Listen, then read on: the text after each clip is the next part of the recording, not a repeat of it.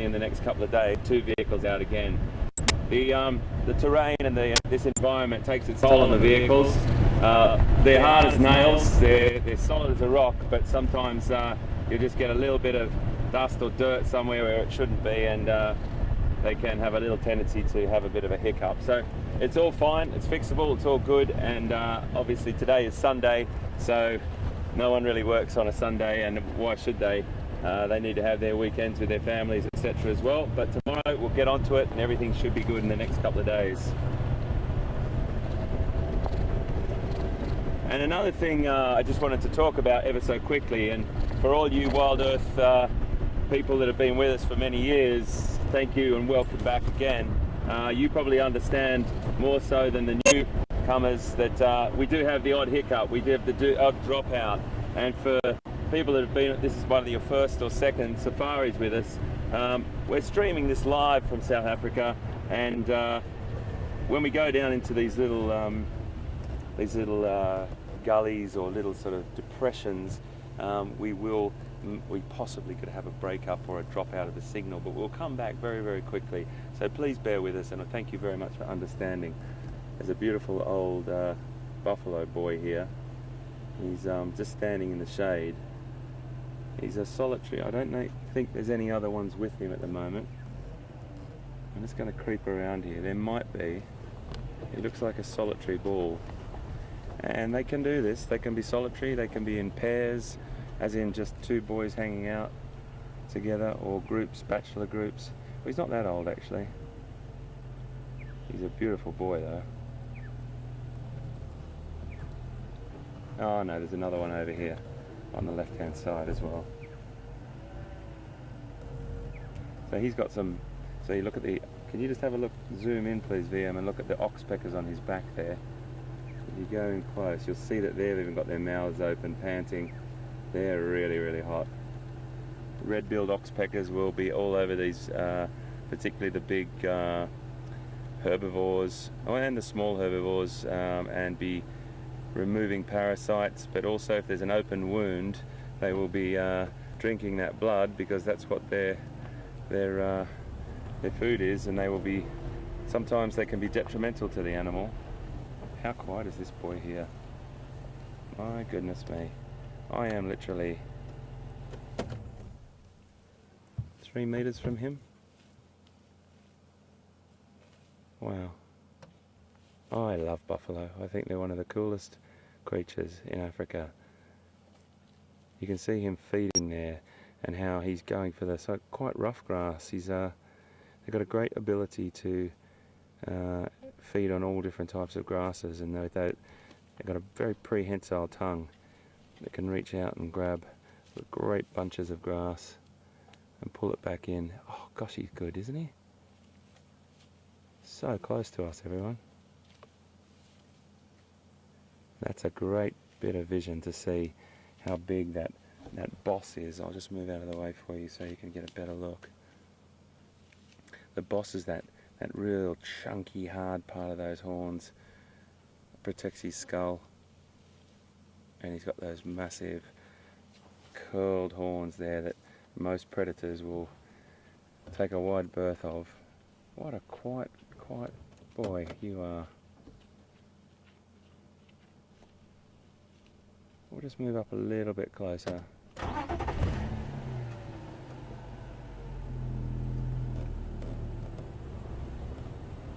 He's so quiet. He's incredibly quiet. I'm going to just move right up next to him. He's not fazed at all by us.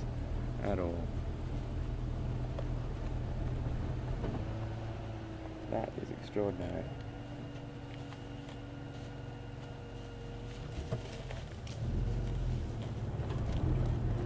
Thank you, boys. Nice start to the drive, everyone. A couple of lone bachelor buffalo feeding nicely up here in the cooler parts. A little bit of a breeze up in this top area here that they might be enjoying, and then they'll probably make their way to a water point soon. Sometimes if it's really hot, buffalo will end up lying at a water point in the water. It's a little bit of a dangerous place to be, but if you've got power in numbers, you can spend a bit of time down there. And if you've got several male buffalo, they really fiercely protect each other. I like that.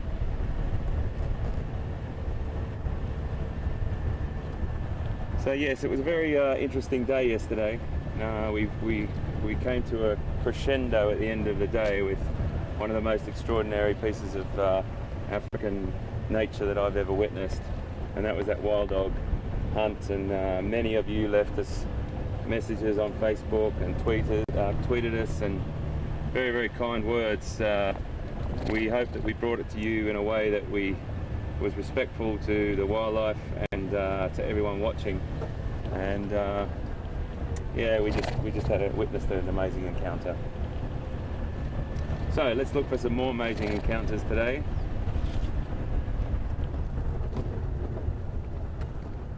I'm just going to head across up to this main road here. Well, when I say main road, it's a bigger dirt road than this road.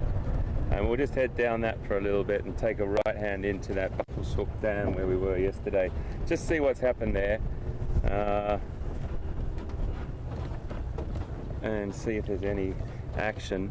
That's where we saw Mvula last, that beautiful big male leopard, and that's what took us down there yesterday as well. So it's really interesting with taking game drives and working with wildlife, that one thing leads to another, and it's a beautiful sort of unscripted follow-on from each thing. And you can look back at the end of the day and think, if I didn't do that, that wouldn't have happened, or that wouldn't have happened.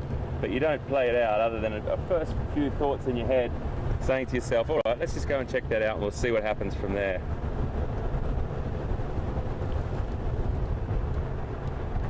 So you can see that road ahead of us goes right on. It's quite a long road. We're going to go a little bit along this, and then we're going to take a right-hand turn in.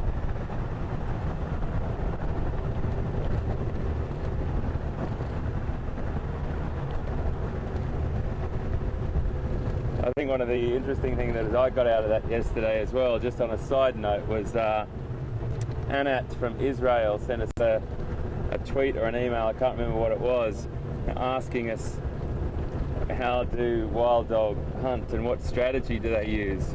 Well, Anat, I hope we answered your question in the pictures yesterday, because that was a pretty incredible little bit of serendipity there, a little bit of coincidence that you asked that question, and then 2 minutes later we were witnessing some of the most extraordinary wildlife behaviour from wild dog that I'd seen ever.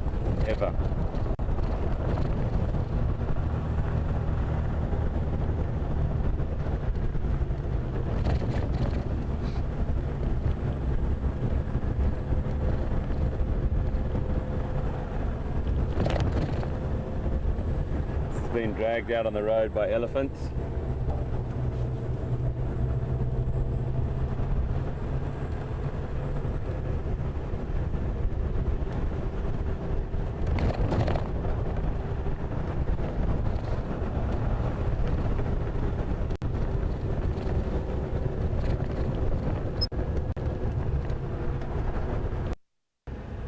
But they're a little bit far off now.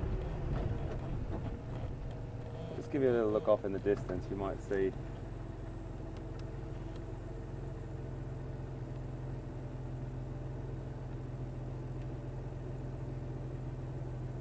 just see them there.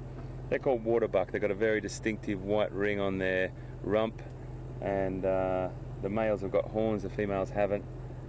They love this sort of area close to water, hence their name, and they graze and browse, do a bit of both. And but predominantly just hanging out in this sort of scrubby woodland. We'll see some a little bit closer as we move on, I'm sure. They're starting to pop their heads up more and more.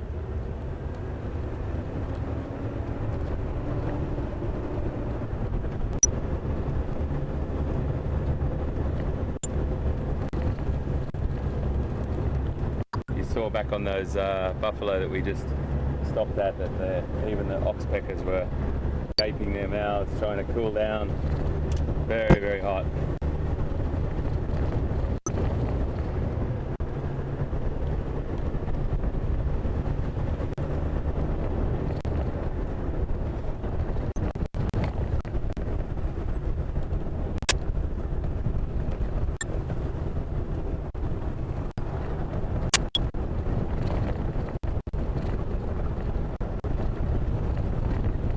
So I know it's late for some of you in some parts of the world, and it's early in the late in the night, and potentially early in the morning for others. So thank you very, very much always for joining us.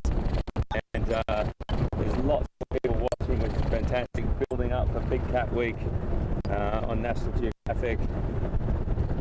It's very exciting stuff. We're fine-tuned every single day with technology.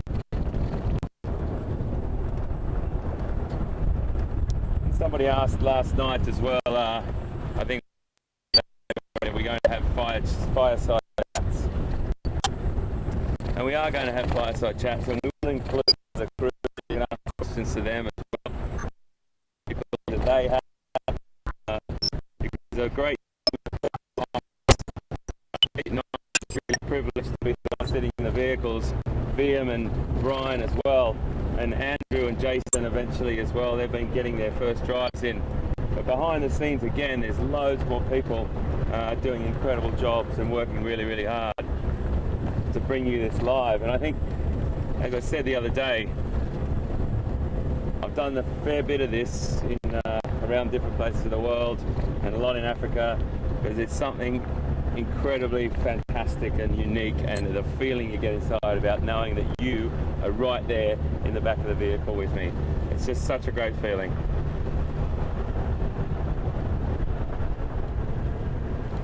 Now, I've just got to find this turn off, and it'll be even a more fantastic feeling.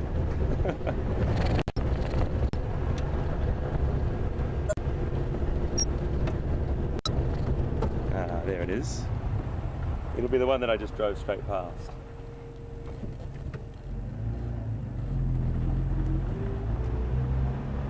So I'm getting to know the roads a lot better on Juma, that's for sure. We might dip our toe again over into Arathusa this afternoon. I'll do my best. Got my navigation set in my head for trying to do a couple of roads every afternoon and learn a bit more about the place. These places are big, and there's lots of different intricate road systems inside here. This is a road, the tracks or trails that we have to stay on when we're driving through. So you've really got to keep your wits about you, try and remember where you are. Let's keep our eyes open here, because we could see anything through this area particularly. This is very close to the dam, and we don't know where those wild dog will be. My guess is in the shade somewhere. All the pups were very full bellies this morning.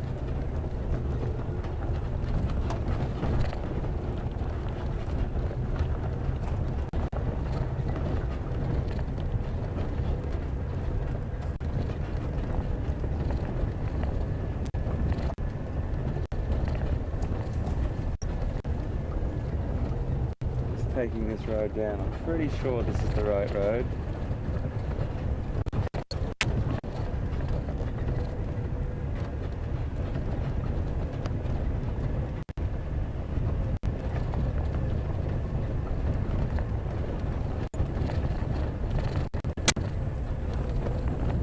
Sorry about the bumps. Is it the right road is my question. I can see a vulture up on a tree there. It feels like it's the right road.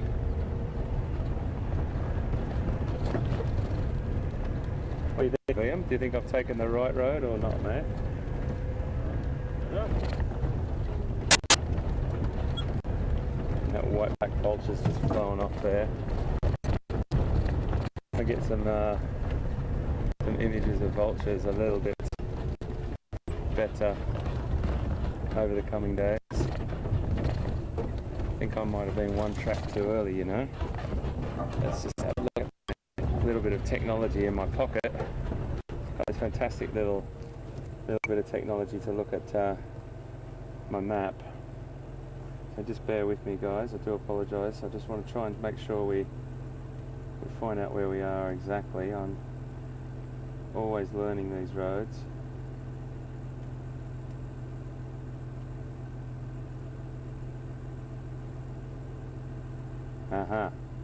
I did take one track too early, so what we'll do is just go onward a little bit further.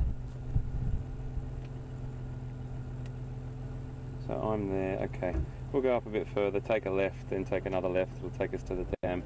That's fine, no problem. And you know what, sometimes those things can be quite fortuitous. You never know, little mistakes or little errors take you down a road that you didn't mean to go down, and you never know what you can see.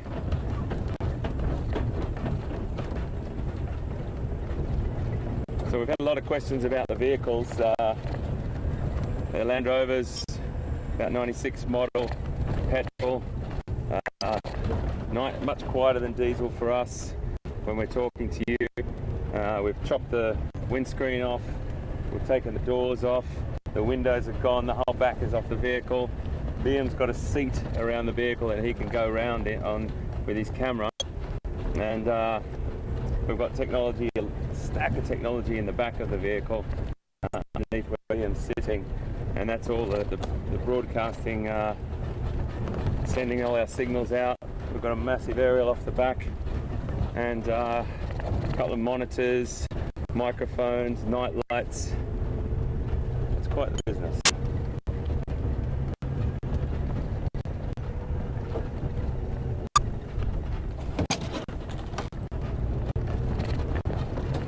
Sorry about the bumps.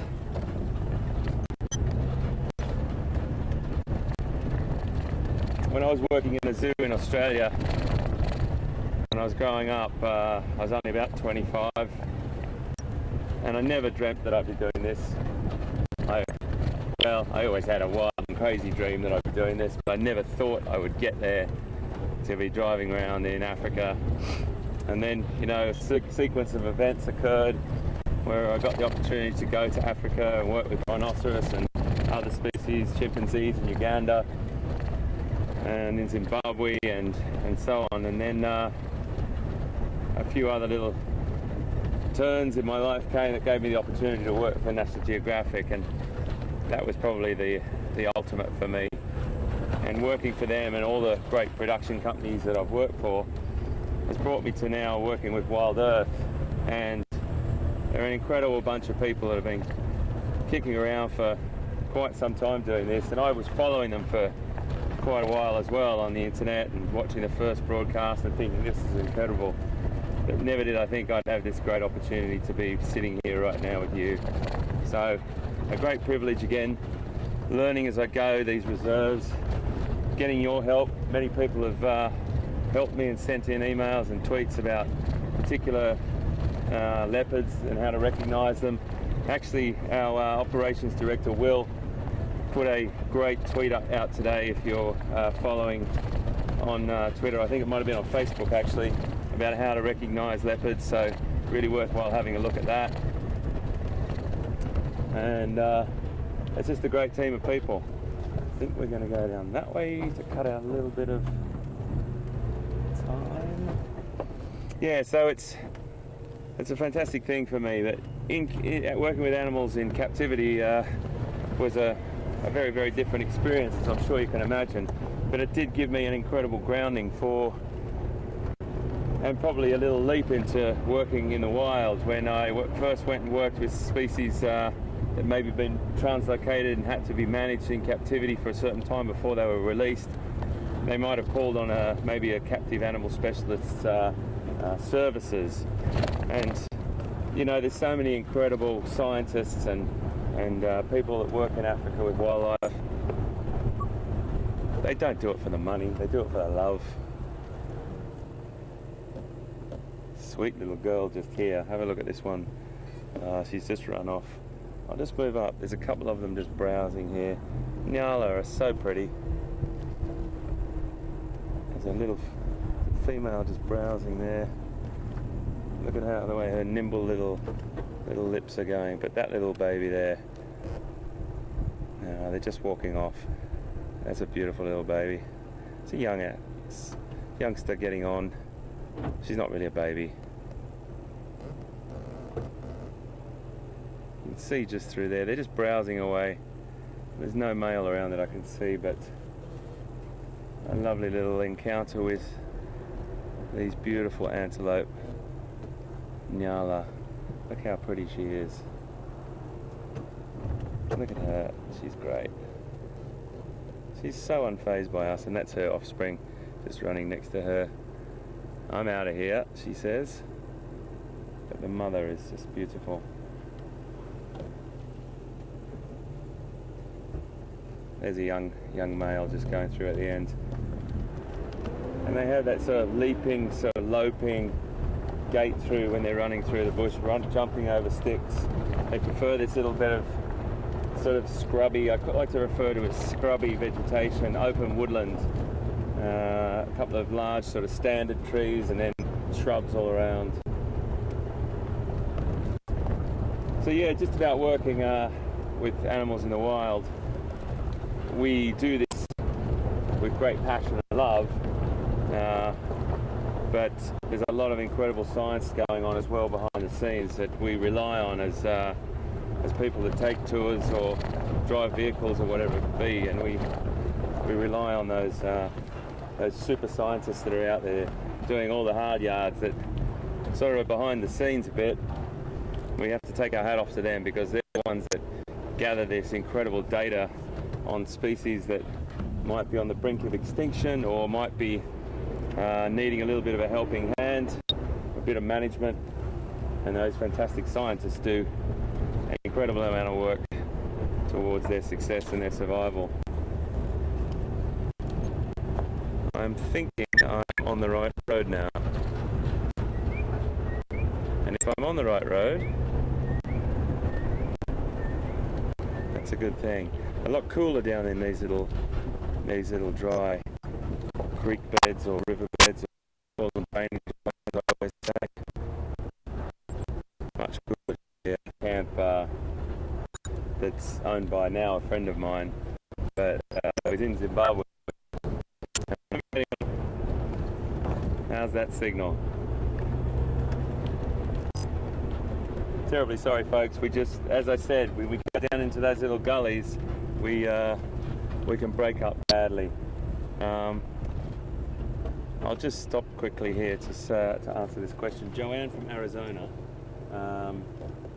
just asked a question about, have I ever met Steve Irwin?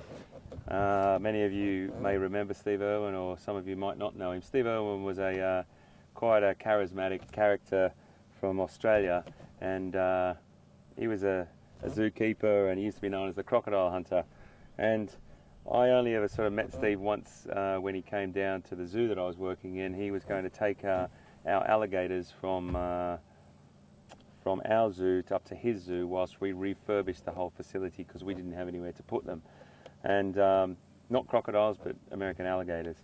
And that's the only time I ever worked with him. I worked with him when I say worked with him, I was only in the crew helping carry these animals.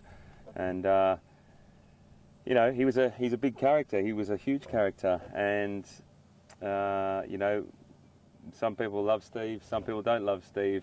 You know what? He did more for the sort of exposure of wildlife and getting kids enthused about wildlife than probably a lot of people I've ever met.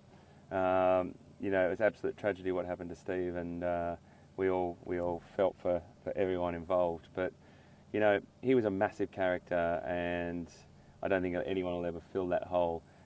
Steve was Steve. No one was ever going to be anyone. No one was ever going to be like Steve, and he put an incredible amount of passion, work, love, and money into some very, very wild areas, particularly in Australia. And you know, his facility in Australia, his zoo educates an incredible amount of people.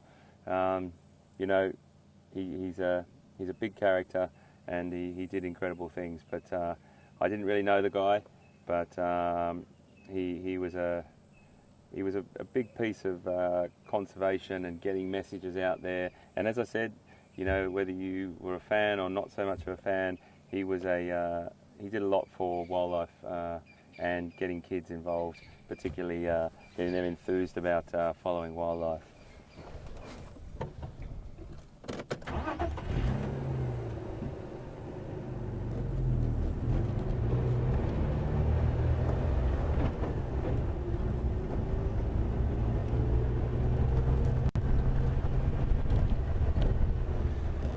We're coming up to the area where we saw mvula yesterday. This is the tree that we were watching our elephant browse on. Remember, he just took those tender young shoots off the edge. Oh, sorry. And this is the area where we saw mvula. I'm sure mvula's moved on now, but you never know. Might be hanging around this area.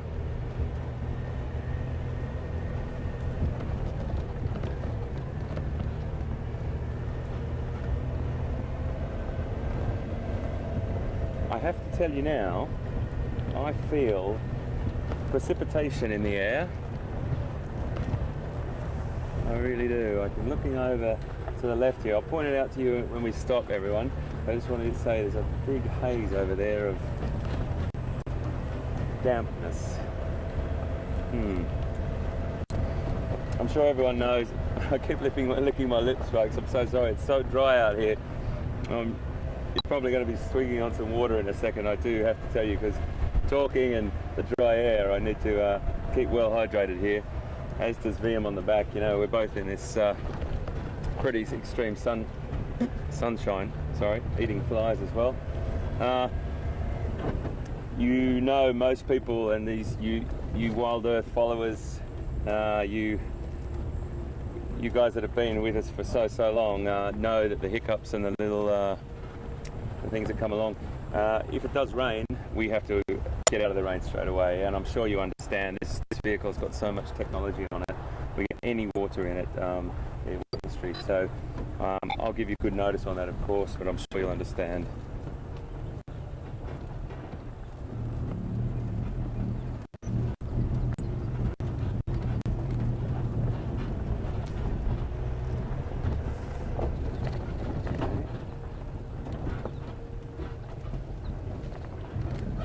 Going to come up to this spot here where we were last night. This is where we finished last night. We've got a lovely little herd of, or group of kudu across the other side. I'll come to in a second, but I just want to have a look at the location. This is the location where the impala was dragged to last night, and I just want you to have a look at the ground. There's nothing left. Right. Just in the middle of that area, in the middle of VM's shot there. Oh, I'm sorry, there is a little bit. Okay, there is a little bit. Just behind that bush there's a little bit of remains, but not much. Just there. A bit hard to see, but the hyenas will finish that off. Really important to know that everything has a place and everything will be finished off. Hyena will probably come over to that and give it a bit of a clean up soon. I'll just turn around because I want to take you over and show you this. We're just going to sit up and watch these kudu come down to drink. Kudu are beautiful antelope. As you probably gathered, folks, I'm a bit of an antelope fan. I love all the herbivores. I love particularly antelope. I just find them exquisite creatures. They're beautifully designed. They've all got their own little speciality. But we can just, I'm just going to swing around so VM's got a nice shot here. And we'll watch these. We're just going to watch the behaviour here particularly. How's that for you, VM? Is that nice? They're a little bit far away, but you know, it's a nice shot of the dam and the water point. And it allows us to see everything going on. So they're being very cautious, as you can see. We've also got a very nice little hippo in the middle there. So I'll just scan around while you're watching there, but just down in the middle of the lake, oh, sorry, the dam, we've got a hippo just popping his head out, just its eyes and ears. I'm not sure how many. Oh, there's another one. 2 hippo. Let's see if there's any more.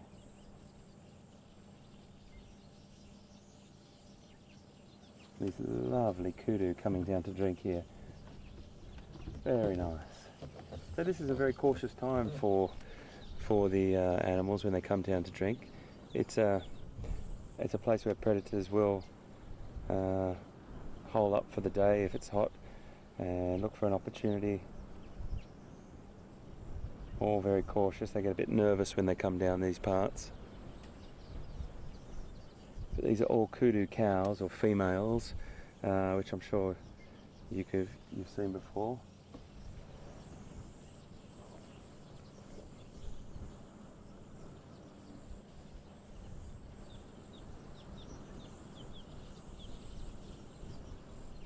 Shall we just sit with them for a little bit, and then we might come back a little bit later.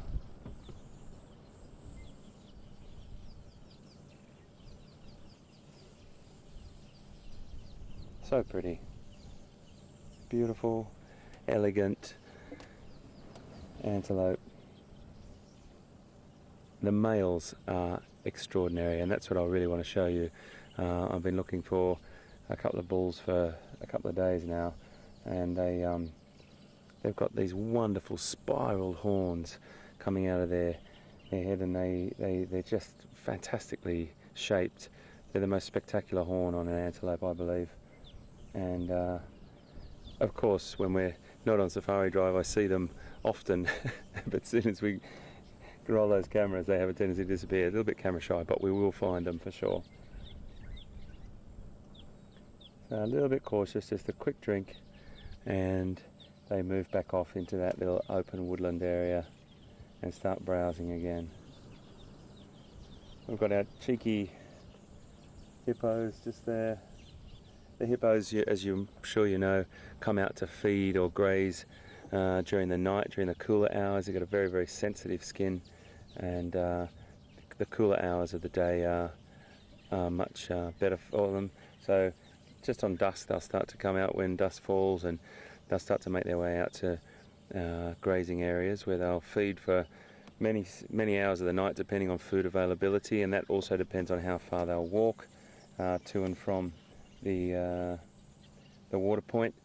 And then they'll come back in the morning, and they want to get back to safety, and also to make sure that their skin is okay during the day, because it is very, very warm here.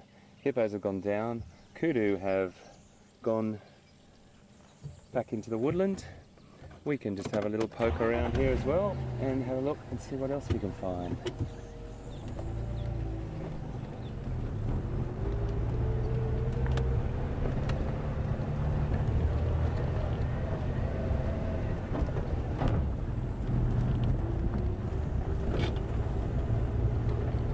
So there's been a lot of action up this way over the last few days, and when VM and I were down the other side looking for leopard recently, you know, everything was happening up here. So we've come up here now. It's a bit quiet here. Hopefully there'll be some action down there. Please just let me get a little sip of water.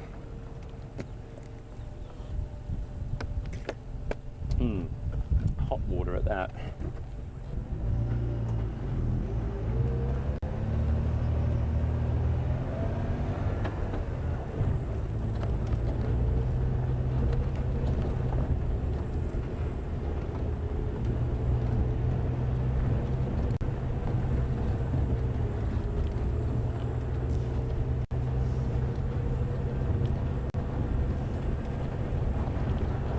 Starting to drop in temperature, probably a degree. I can feel just getting a bit cooler. We're coming up to 5 o'clock, 10 to 5, 11 to 5 at the moment. That temperature will get a bit better.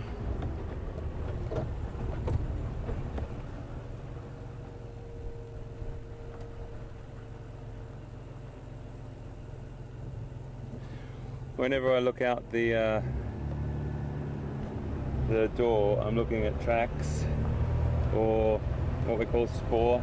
Most of you know that. If you don't and you just joined us, spoor is the Afrikaans word for tracks and signs of animals, and it's always a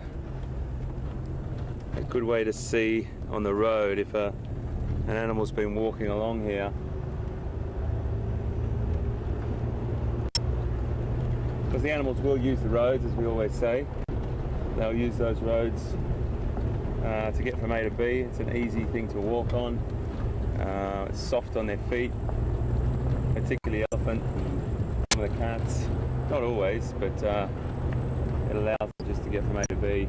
And a lot of these roads, as we said yesterday, are potentially roads that were created by animals in the first place, maybe elephant tracks or something like that, getting to the water point. And then, you know, people may have started to drive on it, and then it's become a bush trail, a bush track like this.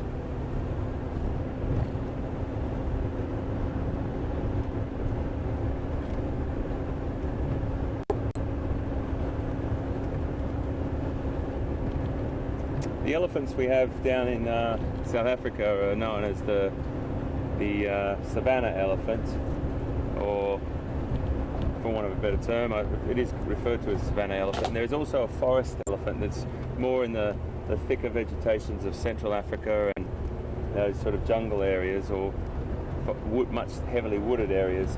And they are a little bit different in shape and size, and their tusks have a tendency to be much straighter down. People believe that, or some research has shown that it's potentially not an adaptation, but maybe easier to get through the foliage than having those big tusks that stick out like the savanna elephants do.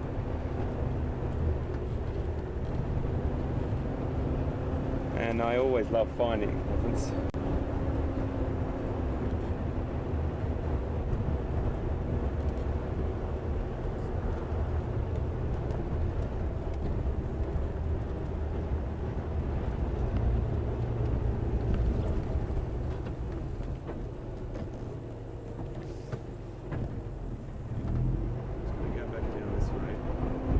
Have a little drop out when we cross that riverbed, or that drainage line, folks, so always bear with us.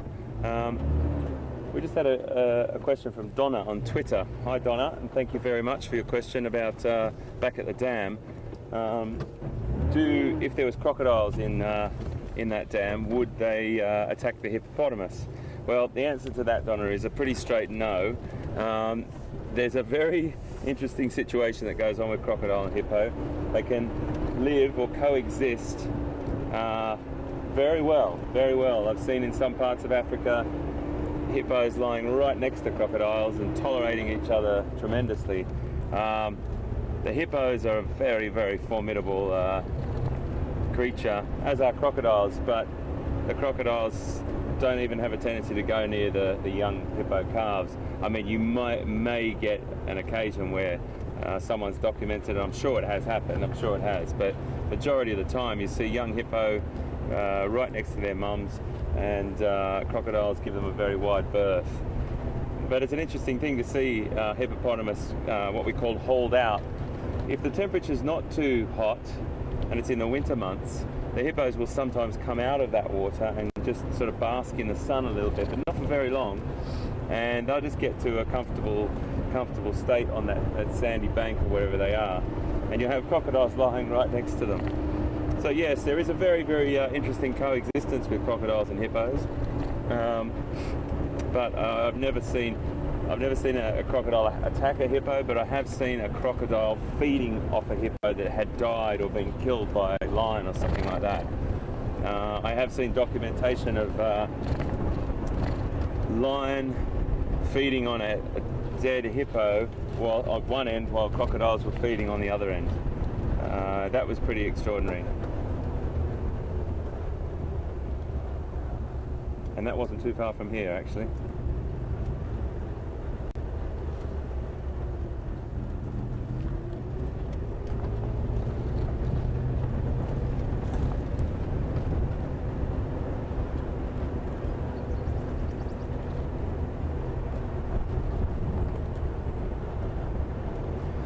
It's great to have questions from everyone, and you sort of steer our drive, as I always say.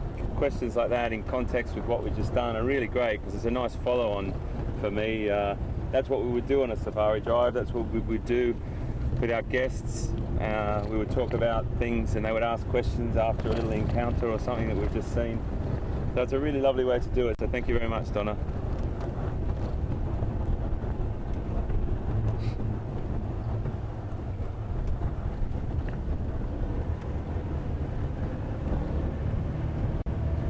Very hot, folks. Very, very hot. We're going to go down to another water point now.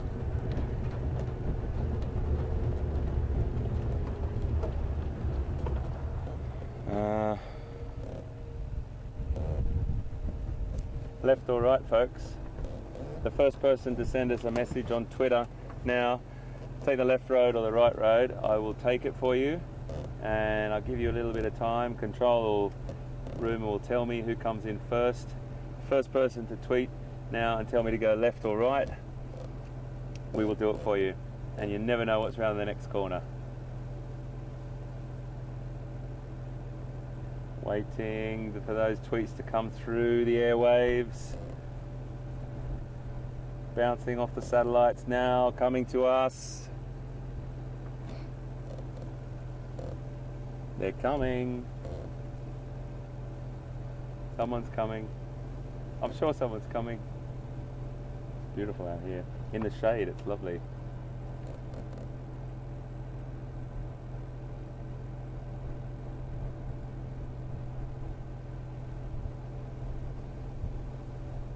We just got an email from Hanky. Thank you very much. We're going left. Well done. Let's see what we can find.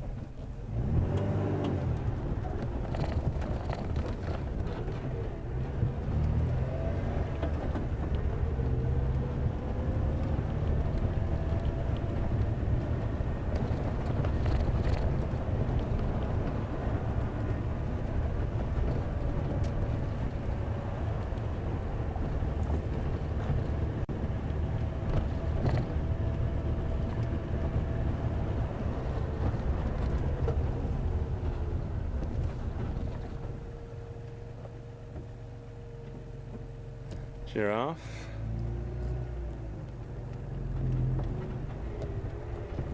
Buffalo. Going that way. They're a bit old. I'd like to find some giraffe as well. We've seen a lot of female giraffe, and we've seen a few babies as well, some calves, which would be beautiful. We saw one really young one the other day. I'd like to try and find you a nice big bull giraffe, and we have to talk about him and a little bit about giraffe social behaviour. I love giraffe. I really, really love giraffe. Spending so much time with them in my zoo career, and then I've got a great mate in another part of southern Africa who is probably the giraffe specialist I know. Julian Fennessy, and he's an extraordinary guy, and he's like the giraffe guru to us. Always gives us great information about giraffes. They're not as well known. Everyone sort of drives past them. They know all the sort of facts that we share with you about the height and the tongue and everything like that, and so on and so on. But giraffes are one of those animals that are probably getting a little bit of coming into a few problems with their habitats being shut down, or their corridors of travel or movement being closed off by human habitation. So we really got to keep an eye on the giraffe population of Africa.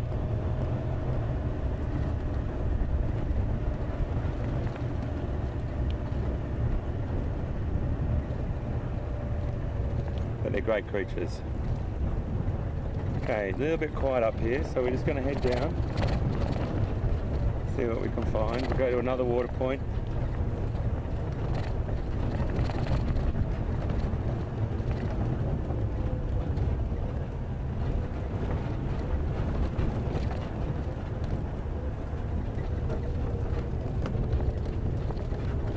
Thank goodness it's getting a bit cooler. Now we may lose a little bit of signal down here, folks.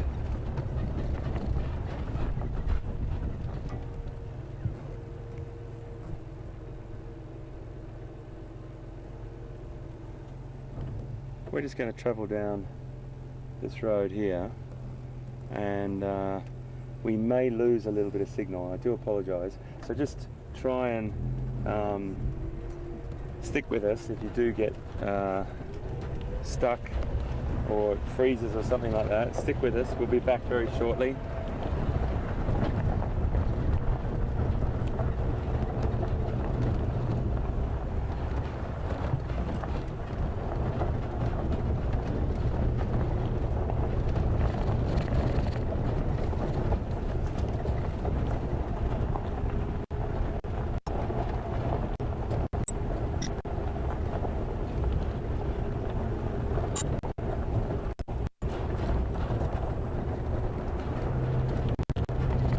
A message from Ellie on Twitter, and she wants to know what makes giraffes so special. Well, that's a good question, Ellie, because I keep banging on about giraffes, and for me, I think the changing point for me, or the point that makes me so sort of passionate about giraffes, and I talk about them all the time, and I look for them all the time, is because I hand-reared one. I was a giraffe dad for some time in a zoo for a year, and it was a great experience.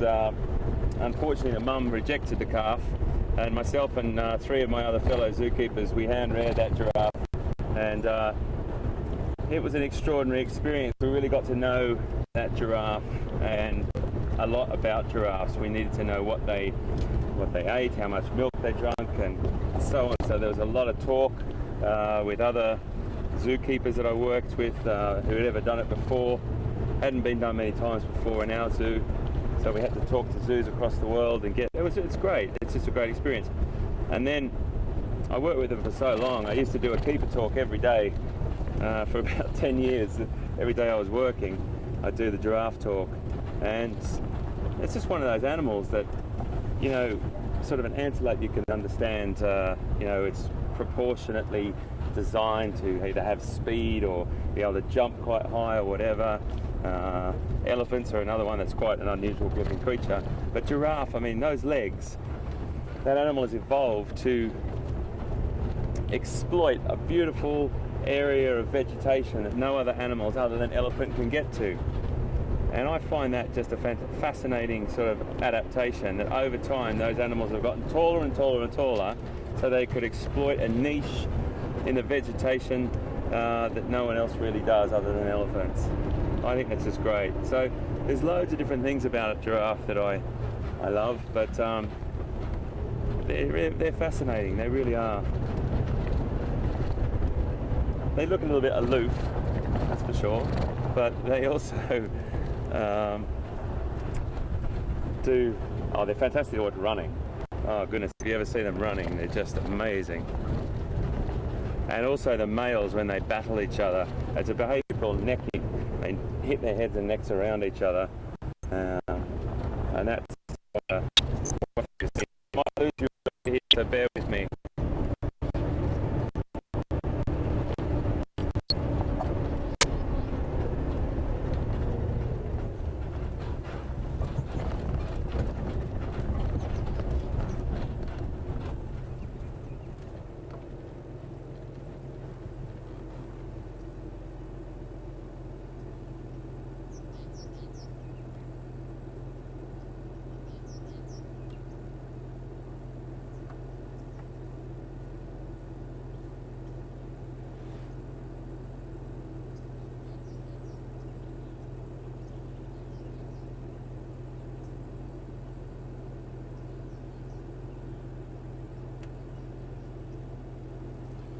I always like to stop and have a quick look at places like that, just because it's cool.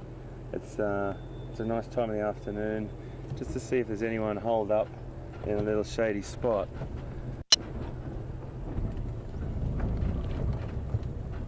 We might drop out here.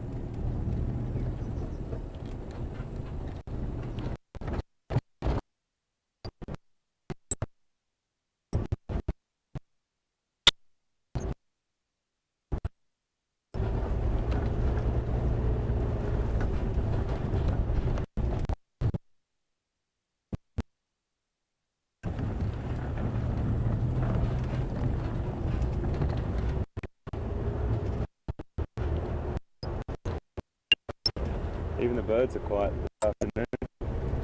So hot.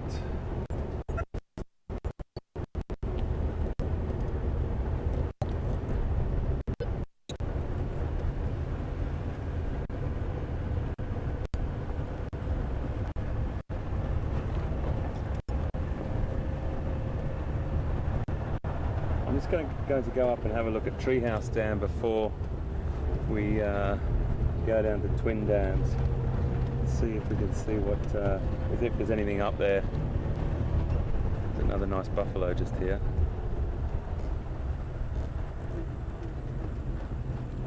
Just going to creep up here. There's a lovely buffalo. A couple more over on the right hand side.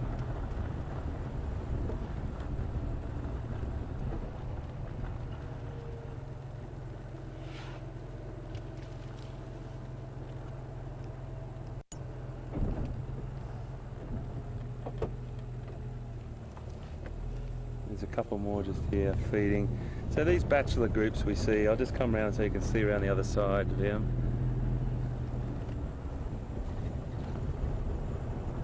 Safety in numbers.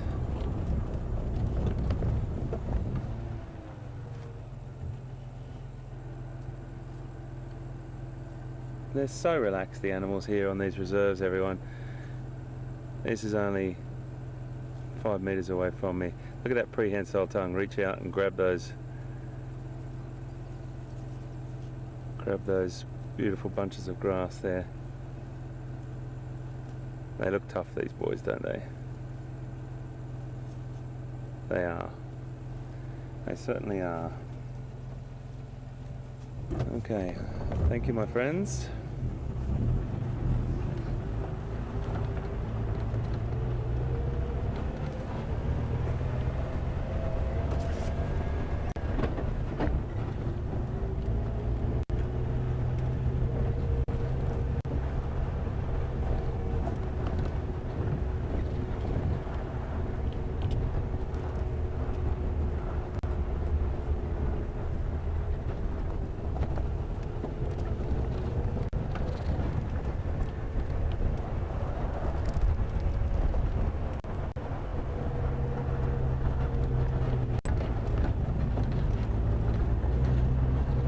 A lot more buffalo through here. Another 1, 2, 3, 4.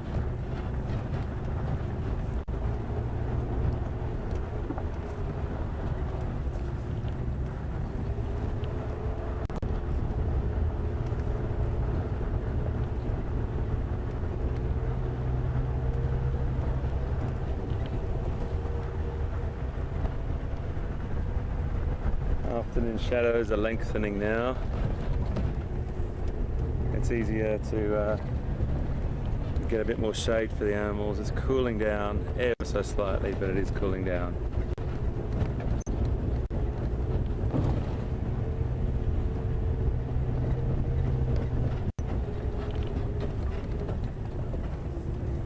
A lot more buffalo up in here. So there's a big bachelor herd going through there.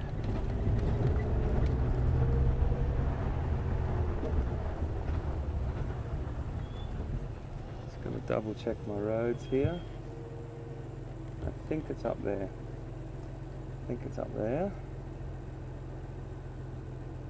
So thank you for bearing with me, everyone, with my road knowledge here. Yep, Treehouse Dam. Perfect. Just got to double check now and again. I spent a lot of time the last few days over that side of the reserve, and it's easy just to get one turn wrong. That's not the end of the world, because we'll always have a great time whatever we see.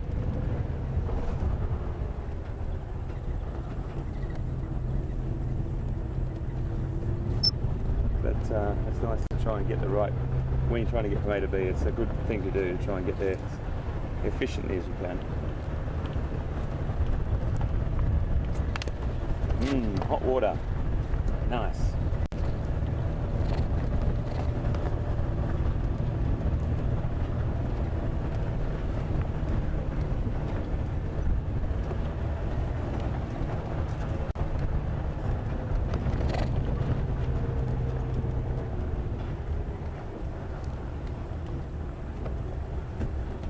Really, really bright sun. Oops, sorry, hold on.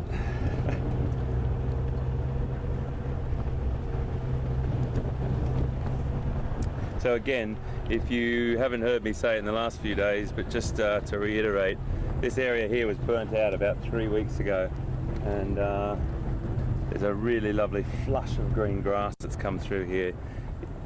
You can see in this area, and this is going to a little bit more rain, and this is going to be bright green, quite thick, loads and loads of food on there for herbivores to come and have a fine old munch on. Very nutritious, new foliage off that grass.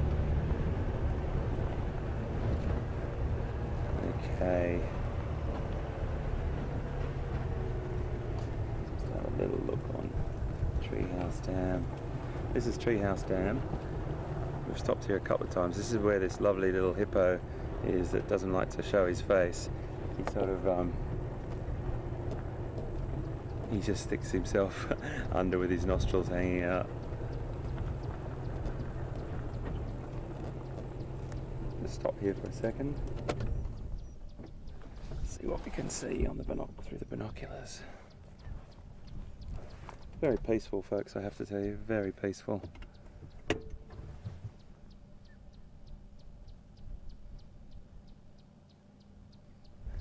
So you can just see in the middle there, I think that's the back of the hippo. I'm not sure. I think that's just a tiny, yes it is.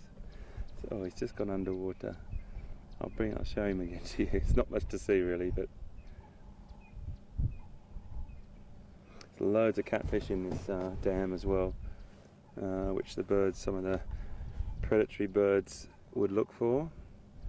But there's no action when it comes to carnivore activity or hoofed animals up here at the moment. Look at that sun. How beautiful is that? Those big shards of light streaming through. It's going to be a cracking sunset this afternoon.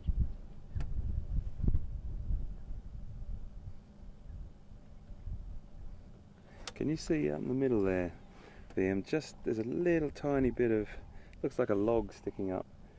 If you zoom in over to that's it, yep, you've got it. That's exactly it, mate. Exactly that. Believe it or not, that's a hippo. That's just a tiny bit of his skin on his back, I think, sticking out. And he just drops down and comes up again. Now, but he's a bit of a quiet boy, that boy. So we'll move on and see what else is down at the next dam, and then we might head over to Arathusa. What do you think? I think it's worth a try. We'll have a little bit of a look around there. Always keeping our eyes out for leopard, but we're sending out energy to the leopard gods to come forth and present themselves.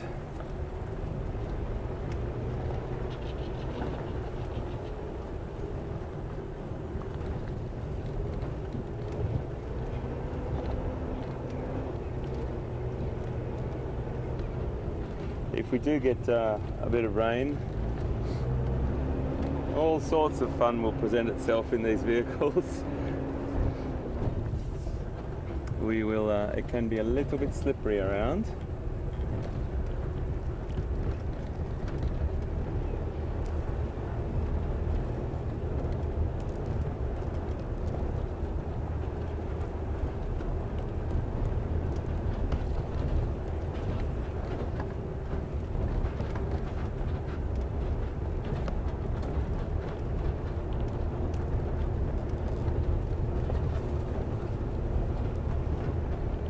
Got a message from Mars in Tucson, Arizona. Thanks very much for your question.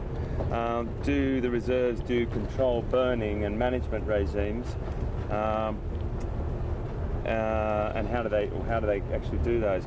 They do on a regular basis, and they will do it on areas where may have been burnt one year and not burnt the next, and there will be a regime that the managers will have. They won't burn the whole lot, of course, but they do have to be managed on a very, very sort of careful basis. You have to make sure the climatic conditions are perfect. There's not too much wind. You would never do it on a day like today with this explosive heat that's around and the wind. We would make sure that it's done on a day where no wind, probably early morning, or it could be in the afternoon, but depending on the weather conditions.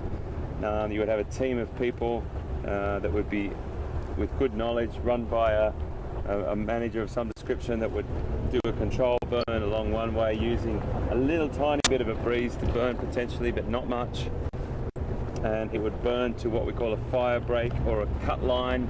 Like a road is a fantastic way to stop the burning. Like what we've got here, you can see this is a great example right here. It burnt across this side, and this would have been the fire break, this road right here. So this road would have stopped it going to the other side. Okay, and they would have a regime. I'm not familiar with the particular regime of Juma, but I know that they would have a regime that they would burn one block or whatever they would call it, and then maybe the next year or they would burn it again. And that does keep the vegetation fresh and sweet, and doesn't make this sort of grasses that are too sour and unpalatable for the animals. It does happen naturally in the wild as well, through lightning strike occasionally, and sometimes just through a mishap of a community that lives next to a reserve, that they might accidentally light a fire, or the fire might catch from one of their household fires. So these things do happen, but they're normally managed. Most animals will try and make an escape, of course. Animals that live underground, it's a little bit tricky for.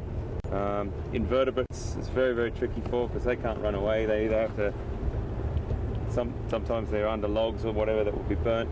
But several bird species will actually benefit from it or prosper from it. And the elusive, I'm bigging this bird up. I'm sure there's people going to be giggling at me, because it's a really common bird, the fork-tailed drongo. But he's eluding me at the moment to tell my little story about. You would find the fork-tailed drongo making his presence felt at a fire, and all the invertebrates that fly off, or the bugs, insects that would fly off from that, he would prosper from and start to eat. And several other birds, hornbills, and even hornbills will hang around that fire presence as well. So it's not all bad, and I wouldn't even look at it as bad. It's actually a healthy thing.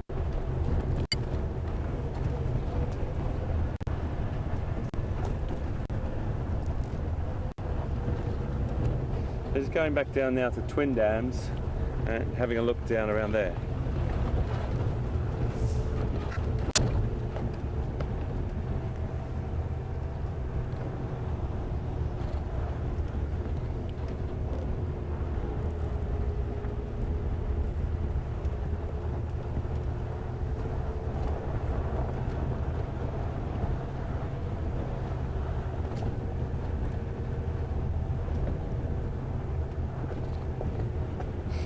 I just got a tweet from Greeley, and I'm not sure if it's the Greeley I know, but I do know a man called Greeley, and if it is, or if it's a lady's name, I'm not sure. I do apologise, but it can be both. But if it is the Greeley I know, hi, and if it's not, and it's a new Greeley, hi as well.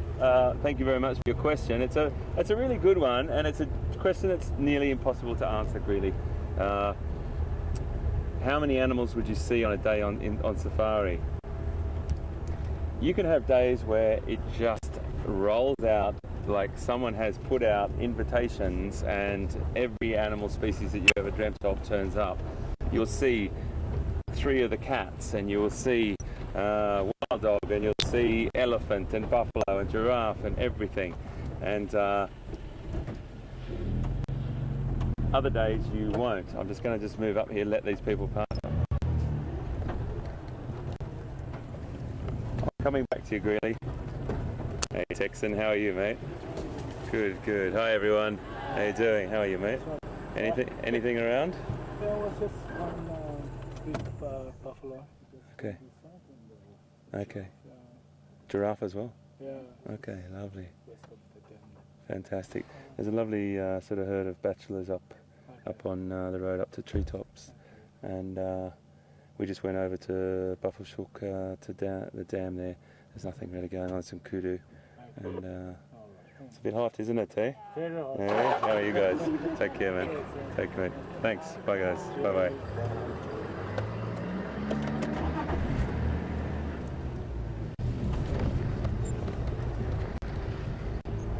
So really important to stop and talk to the other guides. There's such fantastic fellows. That guy's name's Texan. Such a cool name. And he's about 6'2". He's such a nice fella. And just find out what's going on. It's very hot. He said the same thing. It's so hot. A lot of the animals are just sort of keeping in the shade at the moment. But the sun has definitely dropped below the clouds. We might get another sunburst before it goes down. And okay, we've got more buffalo boys over here, but he did say there was some giraffe around here, so let's just have a little bit of a look. So Greeley, to answer your question, it really is very, very difficult to put a number on how many animals you'd see. I think the most important thing that we have in the back of our minds when we go on a drive is that the most important thing is getting on the vehicle. Getting on that vehicle and going off on that adventure and just seeing what you see, hearing on the radio a little bit of intelligence from the other guides, and everyone's so sharing and generous about seeing other, sharing their sightings. But goodness, you could see 50. I mean, you've got to include birds as well. Let's not forget those little birds. I love my birds, and you have to remember that those birds are really important to remember to count in your numbers. Let's just have a look at these guys here.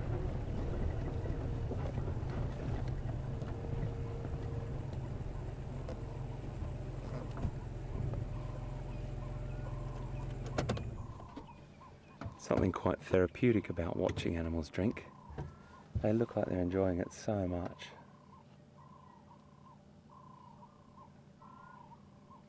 They'll be getting their fill as much as they can possibly drink, keeping eyes out, just being also a bit wary.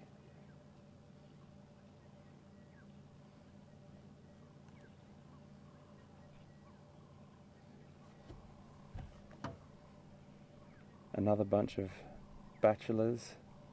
Seems to be a lot of bachelors around, doesn't there?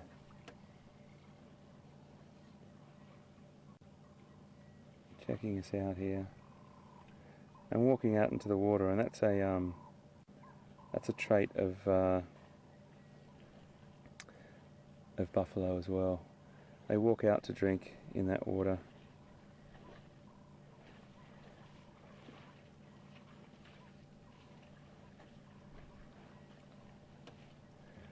Both sexes, male and female, have horns.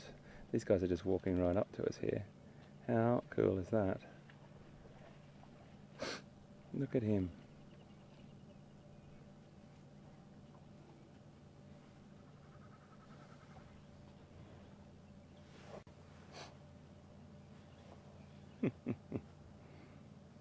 So nice.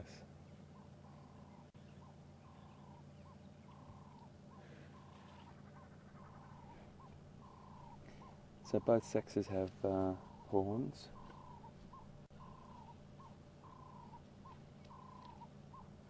They occasionally browse as well, so they're not. They prefer to graze, but they'll browse on vegetation as well.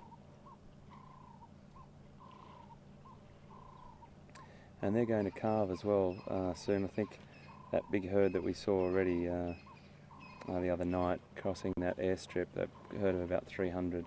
There were some calves that had already hit the ground. Not many, but they calve in the summer. And there's a single calf born. Look at that bull over there, it's just laid down in the water. Look at his face. I'm not really sure what buffalo enjoyment looks like, but if I'm having a guess, that could be what it is. I'm sorry to chop and change, but the reason why they're doing that, they're all smelling the air. Look at the animal in front of me, Vian. I'm sorry to ask you to pan back here, but look at the behaviour going on in front of me. This animal is picking up the scent, using his nose. They're all doing it. They're all picking up the scent right now of something. They're not concerned, I don't think, but there's something that they're just checking out. And it could have been a predator that's walked down there to drink as well. You don't know.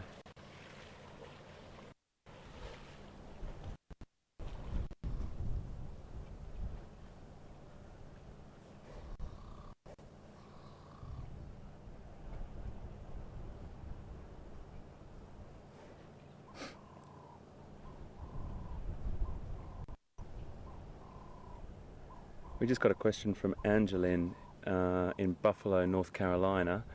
Hi to you, Angeline. Thanks for your question. Really lovely to have you on board today. And it's a great one. It's what is the average span of a buffalo? And the answer to that, yeah, that's beautiful. Look at his broken horn there. A broken horn on that one there. So he's had a bit of a rough spot. Sorry, Angeline in Raleigh, North Carolina. Please excuse me. How long does a buffalo live for? The average lifespan of a buffalo is around 18 years, and that will sort of depend on many different things, available food sources, and you know how much predation is in the area. Oops, sorry, handbrake off. Available food, many different things, but they are a formidable beast, and I love them. I just think they're just so cool. They're such a nice creature. So about 18 years, Angeline, is the answer to that one, and thanks for your question.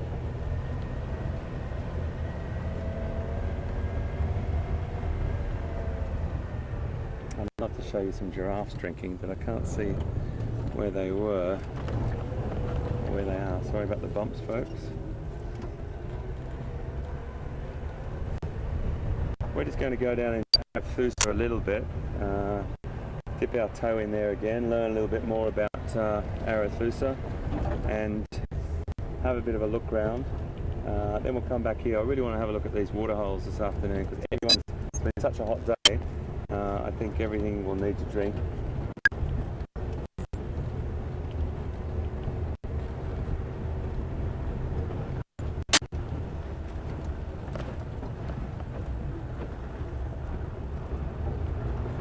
Including us. We need to have a drink.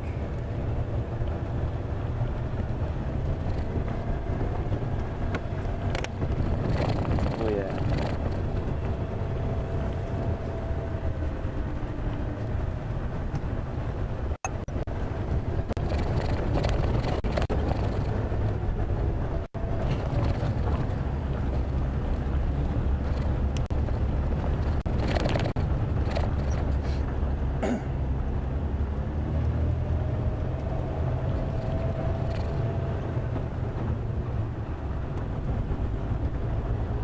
The colours in Africa are something very special as well. I mean, we get beautiful places all over the world, so I don't have to share too much with you other than to tell you that there's something very special about the cloud formations. We think of rain as probably a little bit of a tricky one for us to be out, but the rain is a really important thing, and when you see those storm clouds building on an African sky, you know that not only is it bringing great colours for our pictures or whatever, or great vision, it's bringing incredibly important rain for growth and food for many creatures. So the grass will get higher, and loads of animals benefit from that.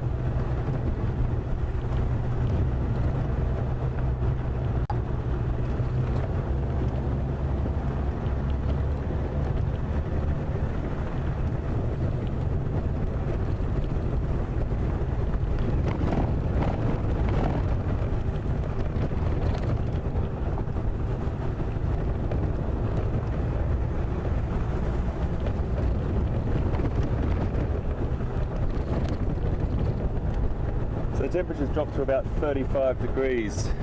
I don't know where you are at the moment, but if you're in a cold part of the world, tweet me and tell me how cold it is where you are. I'd like to know the coldest person at the moment, or the person in the coldest place.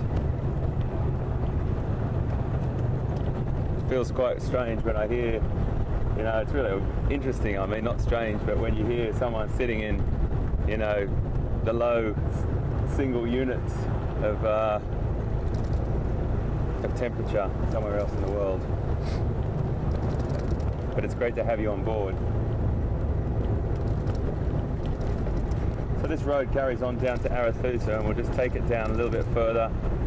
We'll go along through the couple of dips. As I said, if we lose you, we'll be back really shortly. Excuse the corrugations on the road, makes the camera just wobble a little bit. We might see zebra along this road as well, which we haven't seen today. And always keeping our eyes out for cats. You know, Texan, just talking to him, and if he hasn't told me about any cats, he's pretty good. He's got his ear to the radio, and he knows this area very, very well. So hasn't been a lot of sightings at the moment, definitely due to the heat. Let's see what happens this afternoon with the water points. All these cats, they need to drink. So do the wild dogs, so do the hyena. I have a funny feeling that the hyena might have moved on to another den, and I did mention this the other day. We haven't been back there for a couple of days to see if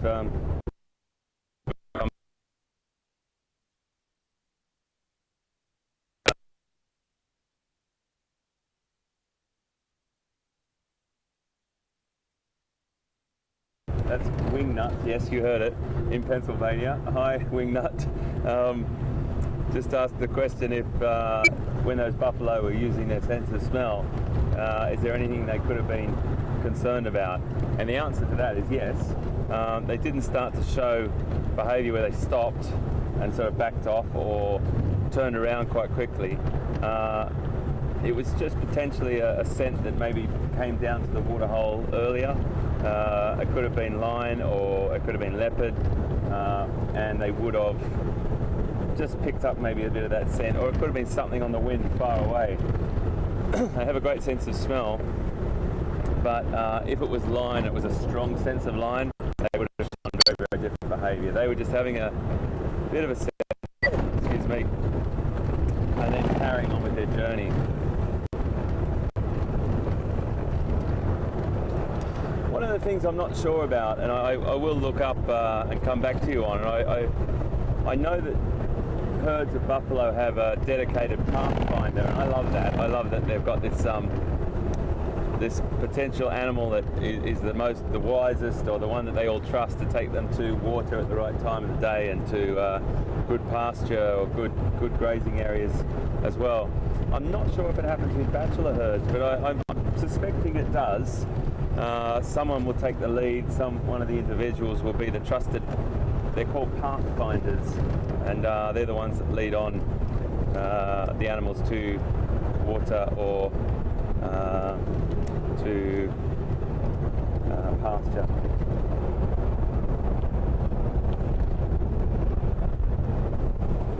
Oh, it's cool down now, folks. It's feeling really lovely. When we first came out, I had to have a hat on. I was just struggling. It's really, really hot. It's definitely come down nice now.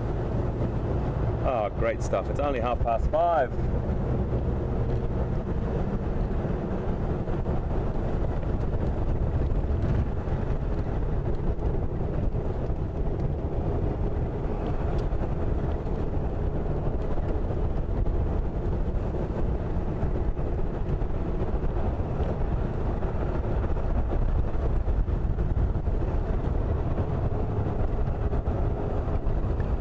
Can you just repeat that, please, Control?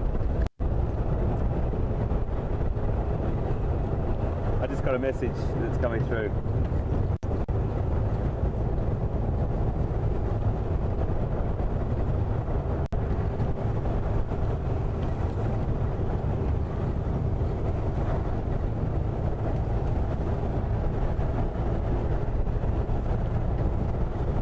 Thank you. copy that.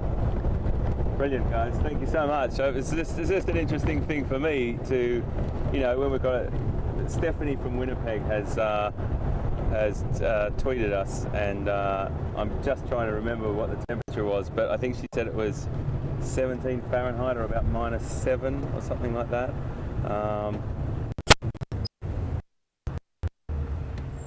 So I'm just going to take that road back off to the left.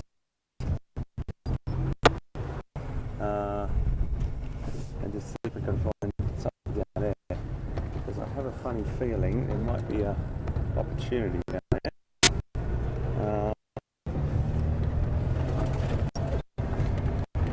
Stephanie from Winnipeg, thank you so much. It tells us that it's really quite cold where she is, -7, but she said it feels a lot colder. And it's really nice to know, and that's what we would ask our guests on the vehicle, where they come from, how cold does it get, all that sort of thing. And it's just great to know. So thank you, Stephanie. Winnipeg, goodness me, -7. Well, hopefully you're rugged up and with a warm cup of something and watching us on this fine afternoon here in South Africa.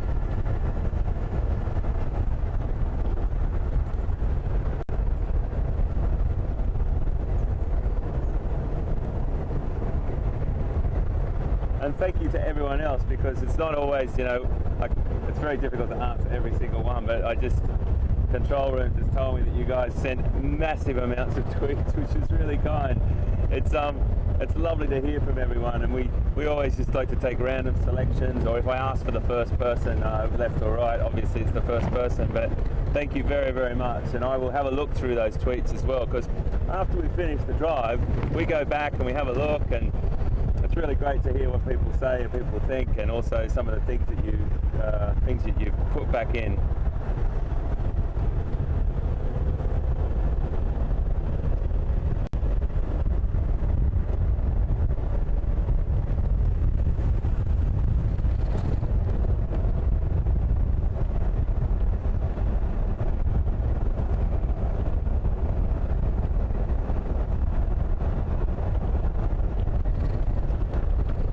Going to go back onto Juma, because I've got an idea.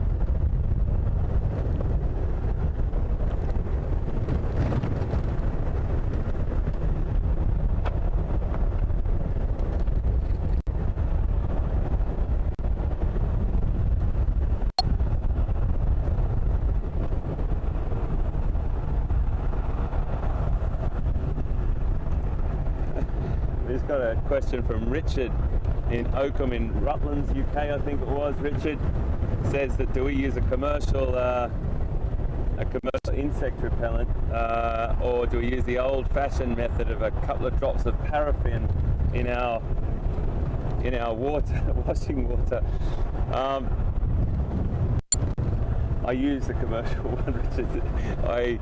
I've never used paraffin, but I'm sure if that works and I get stuck one, I'll have a crack at it.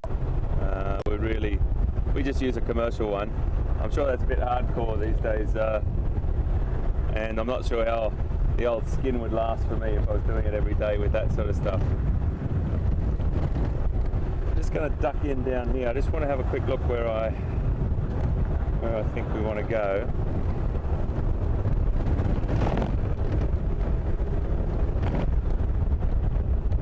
My map app.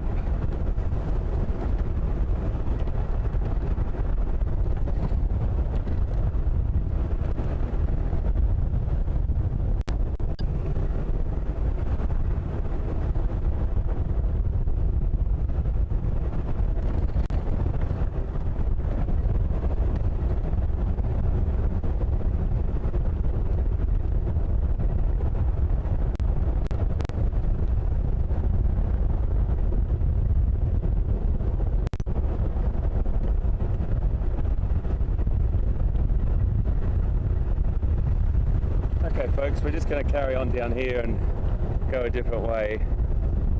Just getting to know those roads a little bit more as well.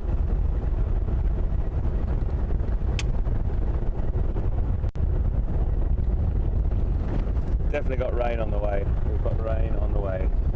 See over there, starting to cloud up. In the next 24 hours, I think we'll have rain for sure.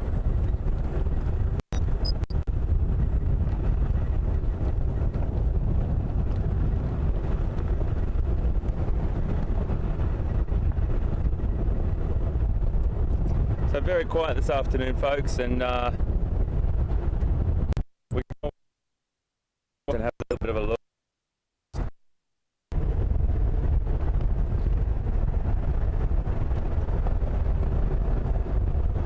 Can you see over that, mate? Yeah, you can, can't you? Look at that, folks. That's quite spectacular. That sun just behind that beautiful cloud, and those shards of sunshine coming through there. Really fantastic. Really fantastic.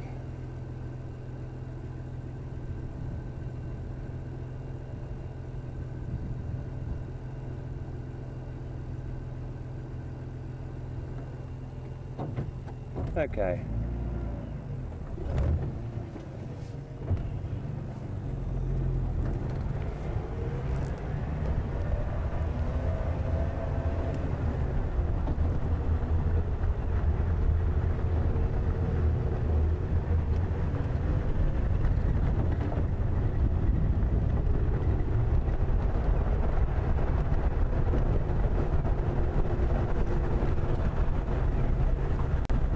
Got a message from Eric in Washington.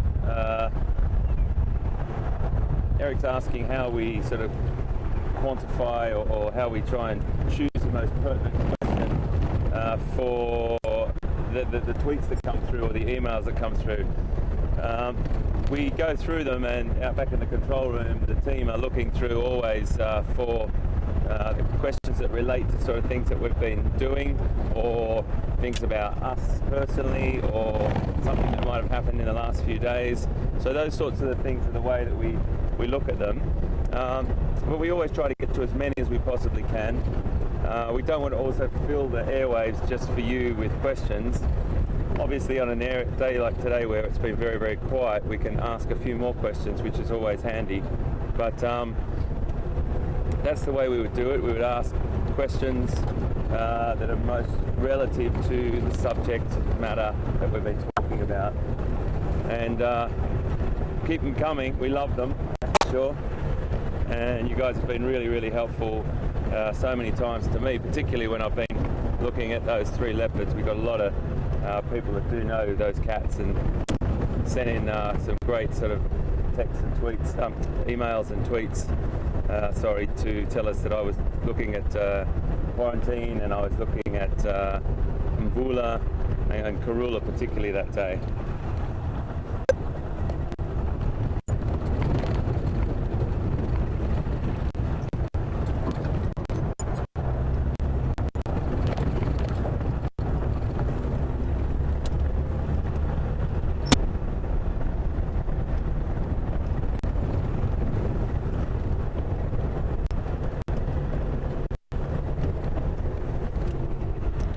Have a little look on it. We're just passing this dam again.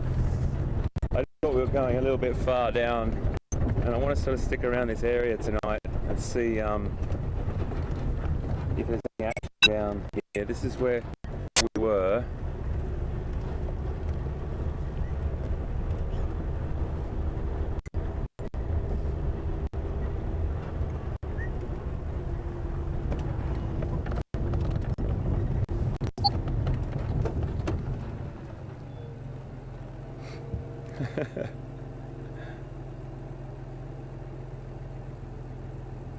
Quiet on the home front here. Quiet, quiet, quiet.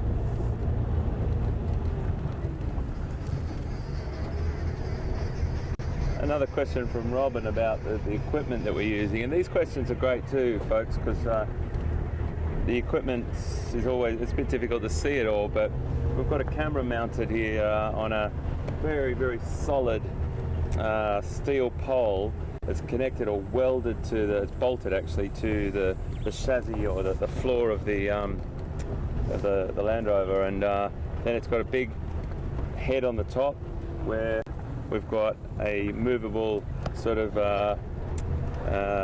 head, that like a tripod head, quite an expensive bit of kit, and it allows VM to pan around, tilt up and down, get it level quite nicely, Robin. So yeah, it definitely shakes around less than I do. It's definitely a lot more solid than I am in many ways.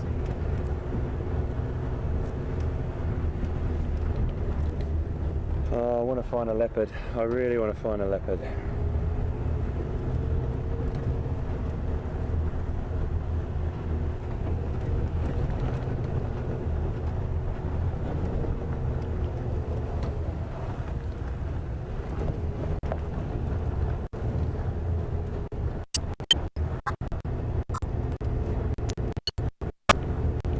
Hold on, guys.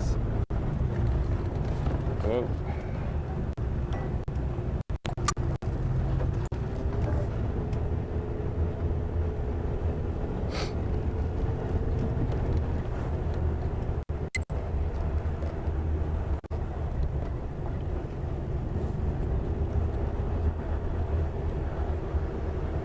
Got a question from Tony in Ireland asking if these roads are man-made or they are animal tracks. Well, it's a combination of both, Tony.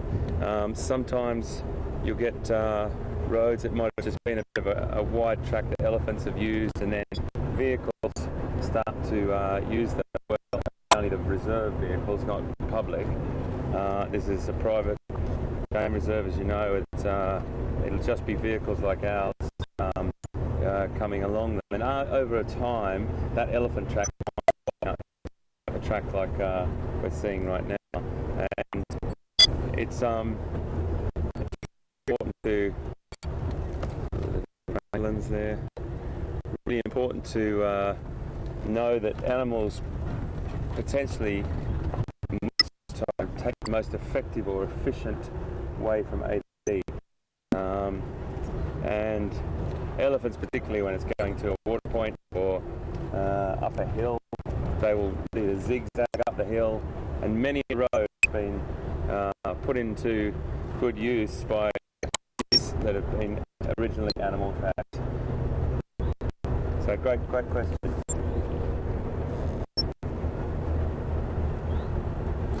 Oh, I'd love to see Quarantine tonight. I'd love to see him.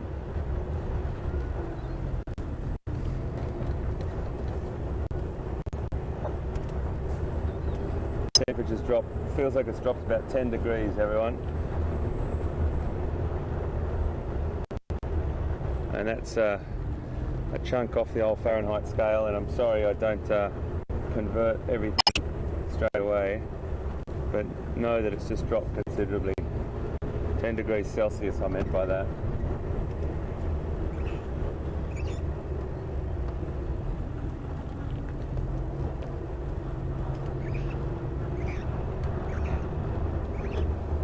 There's a lovely bird. I gotta just get a shot of him up there. That's a yellow-billed hornbill. You gonna stay there for a second? Yeah, he's gonna stay there for a second.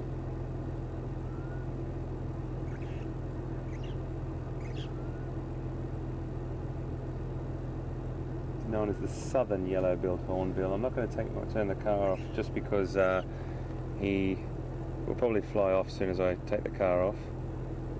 Turn the car off, that is, sorry. A fantastic call. Look at that lovely casked bill there. Isn't he pretty? I'm sure you've seen these before. We've probably put these on Vision before, but they're just a great bird, and they don't always stop there and for that long.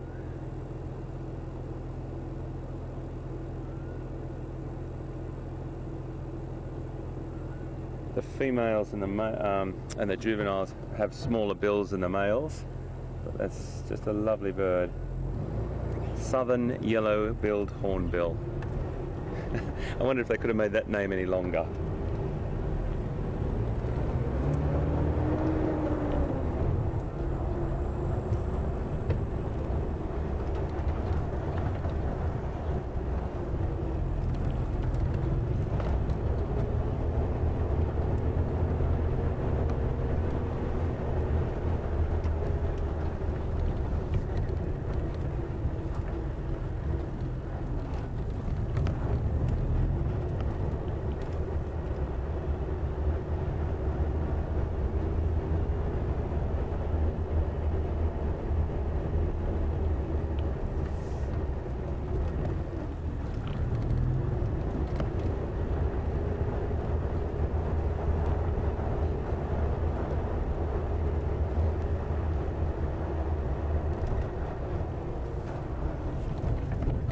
Hold on guys, sorry.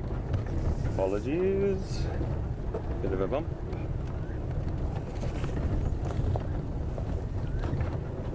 I always just stop and look at this little spot here to see if there's a leopard in there. Quarantine likes to spend a little bit of time just in there. It's a great covered up spot, but it's normally when there's water in this little pan here, Chila pan we call it, and it's definitely dried up, but once it's got a bit of rain in it, a bit of rainfall, that will fill up a bit, and you'll start to get animals coming down to that point where the leopard may use that place to lie and wait.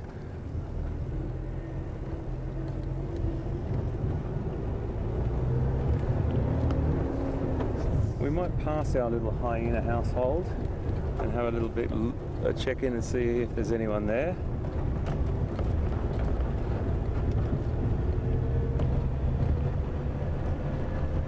Great sunset, amazing. It's getting better and better.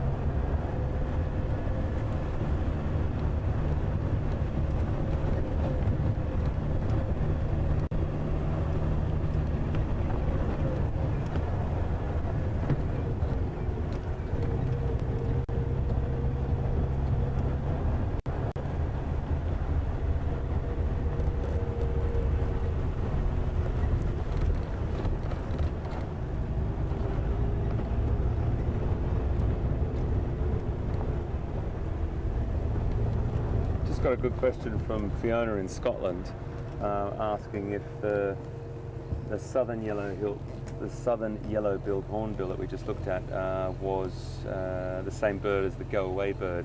It was actually not the same bird. The go-away bird is the grey lory, or lory, however you like to pronounce it.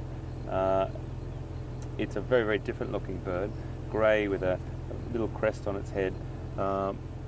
If I see one, I'll definitely show you. Very, very different looking bird. I could probably show you a picture just here, right now, of the grey lory.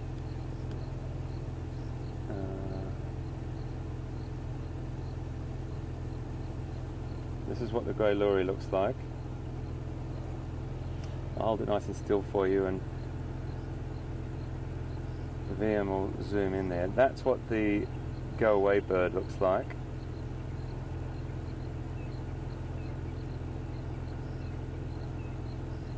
It really has a call that sounds like go away. So I'll just play that for you. Let me just turn this off for a second.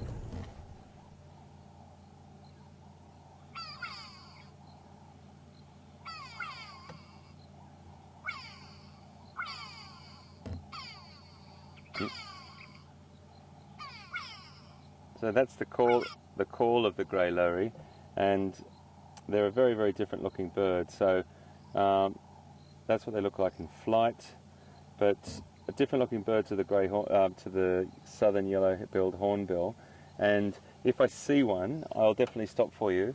They do let that call out as a little bit of a warning signal or a distress call, so I think if there's a predator or there's trouble around. So that's a good thing to listen out for as well, always. But at the moment, I don't know if you can hear it. Liam, Willem, I'm just going to get you to turn around the camera and point at that direction. See if you can hear those turtle doves there. And if people can't, I'll just play it for you. It's a very beautiful African sound at this time of the night.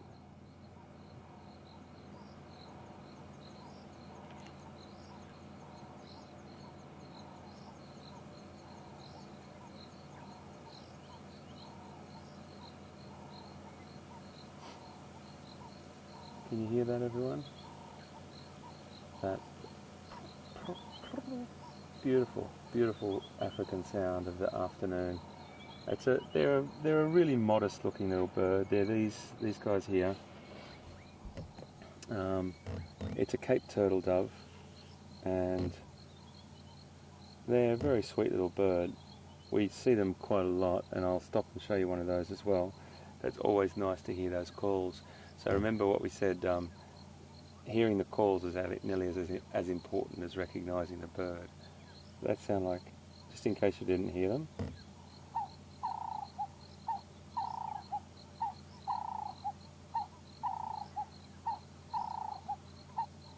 That reminds me of Africa so much.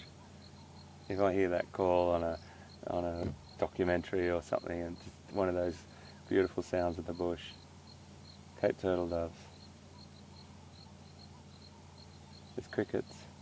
There's loads of different sounds going on around us at the moment. Sometimes it's nice just to stop for a second.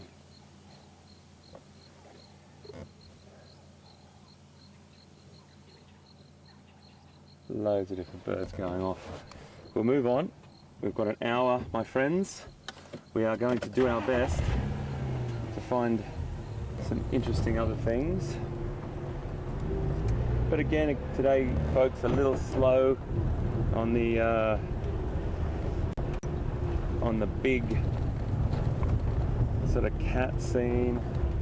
Elephants are sort of deep in the open woodland as well, in the cool. We saw those few ellies right at the beginning.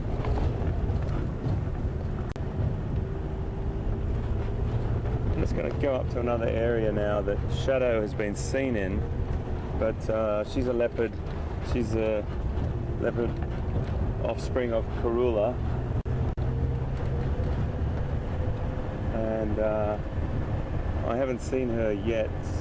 Pete told me that he got a glimpse of her this morning or something. One of the guides gave him a tip that she was around, and I think they saw her very, very quickly. But we're going to just have a little bit of a look up around an area where I was told she was the other day. This is the quarantined males territory as well, so we'll definitely keep our eyes open. Another great example of burning and using the fire break and not burning.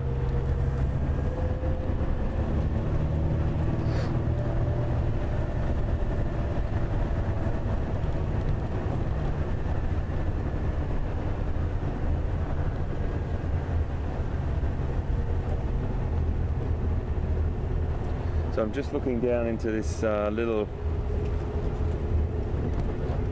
riverine area.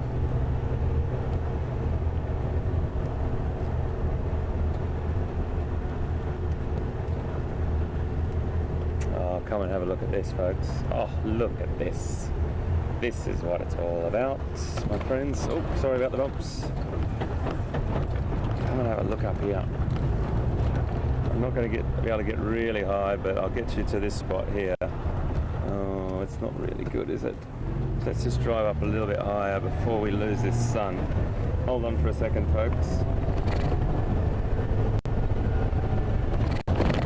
It's just about to poke its head under, and maybe that's a nice shot just there. I'm going to just turn off for a second and let you watch this sun go down. It'll only be a few minutes. That's really nice for you to be able to watch the sun go down in this part of the world with me. It's something we always stop for. I always try to stop for. So spectacular, those colours. Really nice. I get a lot of requests or tweets and questions about that app that I use. If you go onto the iTunes, or you go into any of the computer service stores that sell apps, iTunes will definitely give loads of different options on this, but have a look for birds of southern Africa of some description, and you'll find some top quality ones there. They were really, really good. They give you a little bit of a try at them online, as you can see. You can scoot through a couple of pages of examples. It was maybe just get the light version of a couple of them and test them out and see what you think, and see which one you like. I prefer the one that comes up with the picture first, and then at the bottom of the screen you've got options for the sound, saving your search, and loads of other things.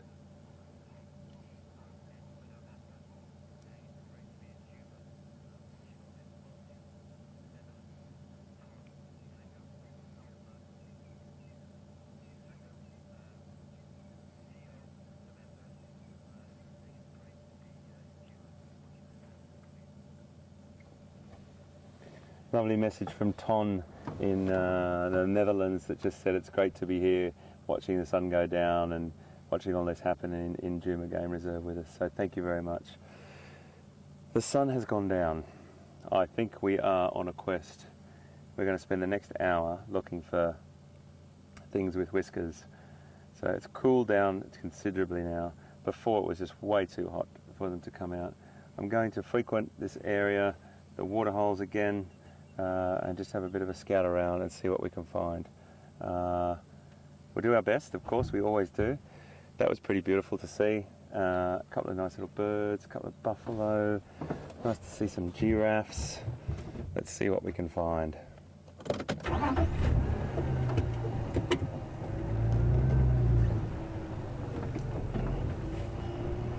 I okay to come back there, mate?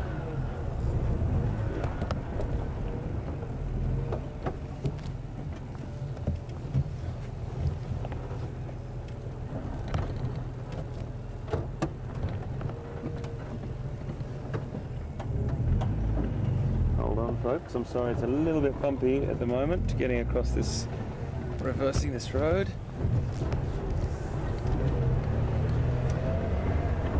I want to just head up this road here and go up to what we've an area called Impala Plains and see if there's anything up there. Then we'll cut back down a couple of these roads towards the quarantine flat area there, where we also get some plains game. You never know in those areas if some of the leopard could be hunting.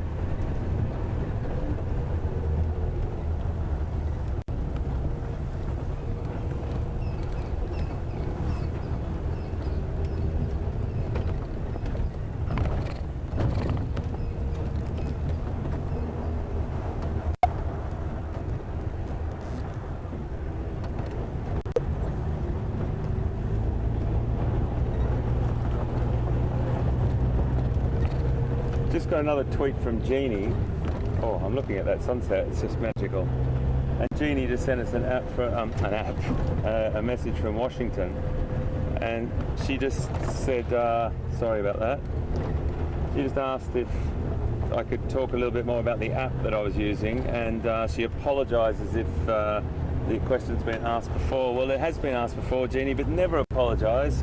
We don't mind at all. That's what it's about. You've got to ask questions. We love having your questions as much as I love having those bumps. We do love having those questions. Seriously, we love having your questions, and please never apologise. Send your tweets or your emails to us, and we'll try and get to them. The app is a great Southern African bird app that you can find online. If you have a look on the iTunes store, it's probably one of the most popular ones, and it's probably one of the ones that if you typed in birds of southern Africa, it'd probably be one of the first ones that came up. And have a little look at it, see how it works, and I would suggest getting the light version, which means the version that you don't have to pay for, and have a little look to see if you like that. It only gives you about 6 or 8 birds, but probably the most common residents. And then after you've done that, have a look at the price and see if you would like to then purchase it, because it's a beautiful piece of kit. It's fantastic. I use it pretty much every day, and I love it because it allows me to play the call as well, and that's very, very important, that people, when you're birding, you can hear the call. Like, for example, vultures, they don't have a call, or they're very, very quiet bird, but they are quite noisy when they're squabbling around a kill, or when they're on a kill, or scavenging on a kill, or feeding, I should say. That's really the only time they make noise. Generally speaking, they're quite silent, so you don't hear a vulture very often. So what I can do is play that little call for you to show you what the noise that vulture makes. Vultures, generally speaking. It's a great app, and I'm sure you'll find it. Have a look, type in birds of southern Africa, and have a look at the first few apps that come up, and see if you like it. But thanks very much for your question. Never apologize. You're always welcome.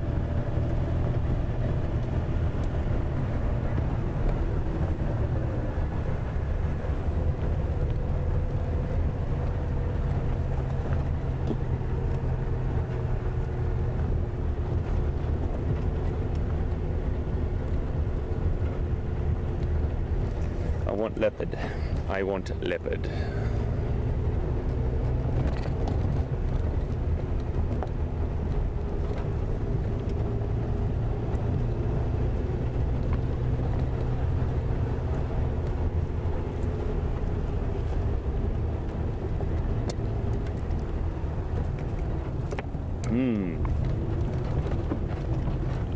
Today I've decided to place my water bottles right over the drivetrain and the gearbox of the vehicle, which is lovely, and they're coming out a nice warm, a little bit like a semi-warm cup of coffee. Goodness me, they're hot. Drinking hot water at the moment. But that's life. We will survive. The colours of this sky tonight is just beautiful. So we'll go straight on here, and then we'll peel back into this direction.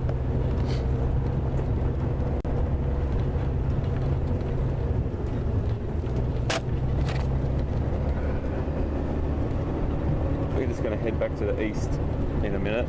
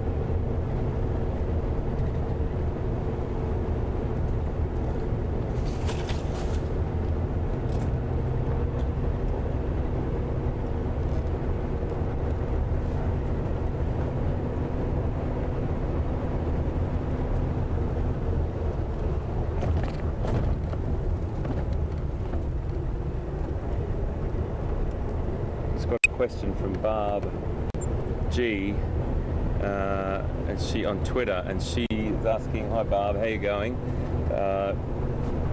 Just want to know if lightning strikes cause large fires in the bush, and yes, the answer to that is yes, they definitely can. They can cause massive fires in the bush, and it's probably the most natural way of these fires starting.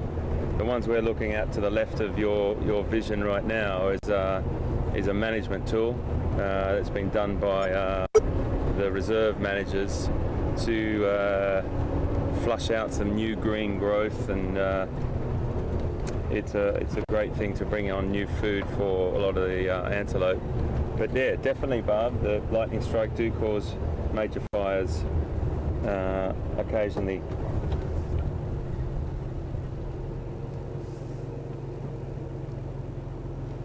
Now, if you just have a quick look here, just let me go up a bit. Let's just have a look at him. He's very relaxed. I'm not going to turn the vehicle off, because as soon as I turn the vehicle off, that silence can actually be quite startling. You can see how he's feeding on his knees there. It's a real trait of, let me just see how we go. He's seen us now, he's established. You see how he just stopped? This is a warthog, and one of the characters of the bush. There was another one just ran off, but this male's a little bit more comfortable, and he's grazing off that beautiful grass that we were just talking about there, finding that new lush green grass quite tasty. Warthog are diurnal, so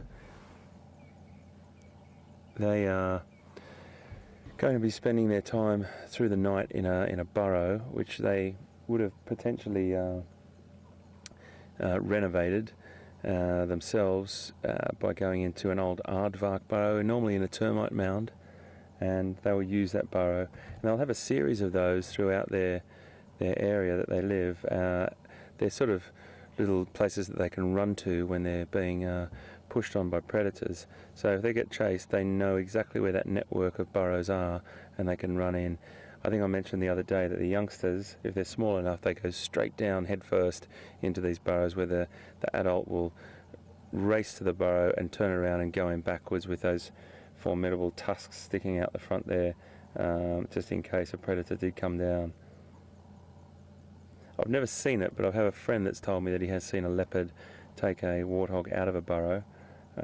Incredibly courageous of the leopard, but they're diurnal creatures, so they spend their time during the day grazing, foraging, and doing all the things that warthogs do, and then during the night they will go into their burrows and sleep. You will get lines, very, very clever lines, that will end up waiting outside of the burrows and allow them to take them.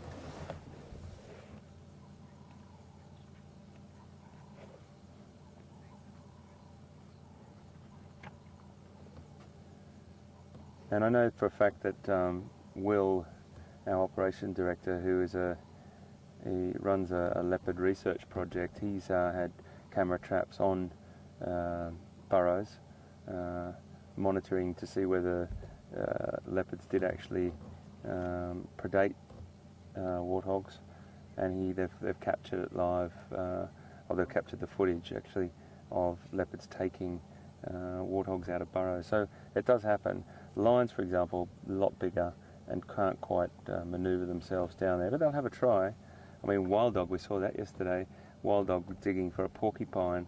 That's what we thought anyway, because we saw a porcupine quill there.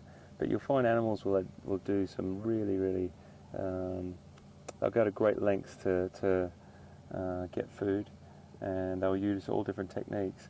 Lion will, I think I just sort of said at the start of it, that lion will sit around the top of if they've chased warthog to a burrow, they could potentially wait there all morning and just wait for the warthogs to come out, and as soon as the warthogs come out, bang, they hammer them. But they'll be walking back to their burrows now.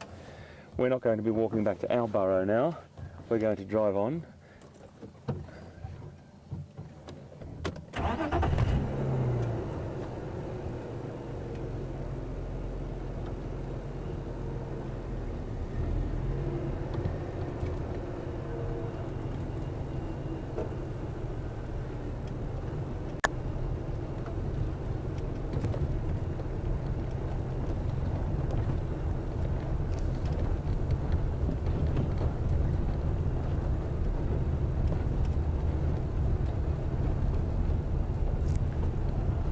another question from Sharon in Austria about the warthog's tusks and where they're placed. They're actually upper canine, modified upper canine teeth, Sharon. And Sharon's in Austria. Great to have you with us, Sharon. I'll just stop here for you because that's such a pretty shot too.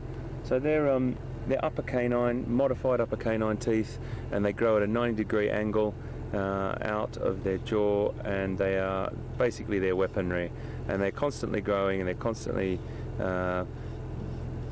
getting honed on the upper, on the other tooth that's next to them or above them, and they're incredibly sharp. They really are a fantastic tool and a weapon for the warthog. Very, very big on some of the males. That's exactly what they are, an upper canine, a modified upper canine tooth.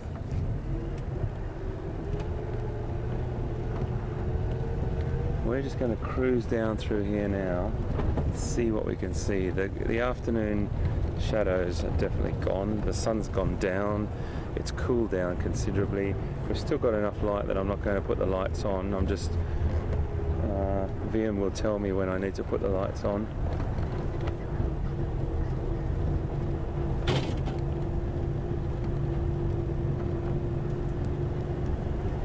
Little Francolin.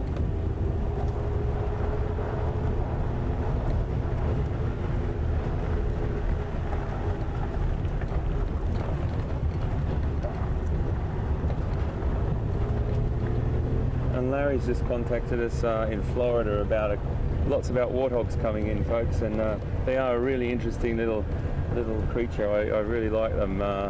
Comical, but at the same time, really important members of the hoofed animal family here, and they do fill a very, very important part of the food chain. Whether he's asking a question of whether the warthogs will move into an abandoned hyena burrow. Well, I don't really know the answer to that.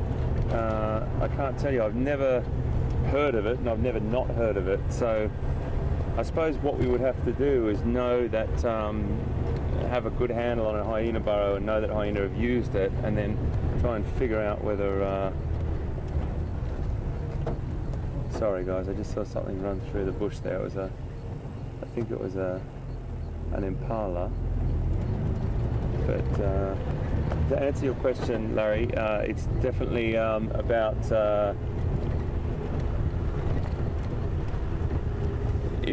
if it's empty and it hasn't got, the scent is not too strong, and I mean, they're not thinking that hyenas are going to come back there.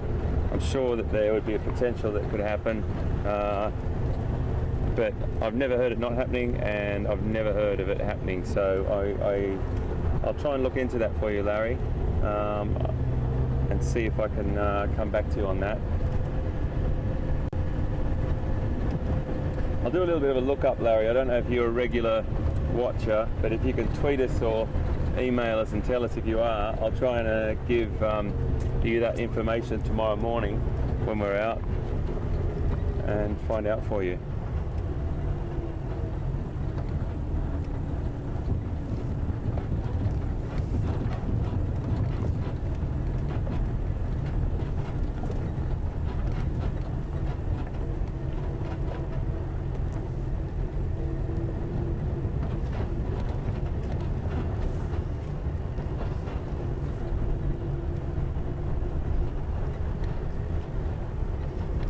If I think more about that, Larry, coming back to your question, I'm just trying to rack my brain to see if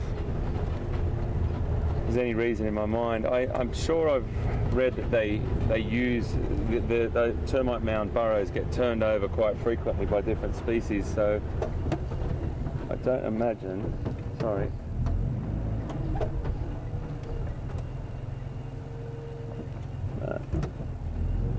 I don't imagine that they wouldn't. And I'm sure I've read something that these dens are used by many different species, so I'm pretty sure they would use one, but I will definitely double check.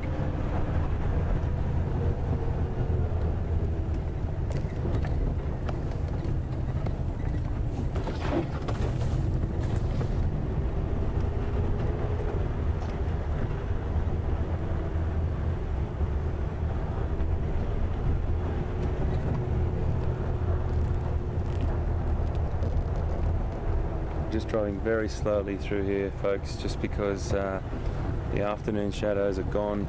There's no, you know, we talk about it many times. As soon as the light goes, for us humans, we have to adjust our eyes to the lighting. The definition is definitely different, and the vegetation and different species can just slink through there under your very nose. So you have to slow down a little bit, pay particular attention to scanning across both sides of the road and looking for whatever we can find.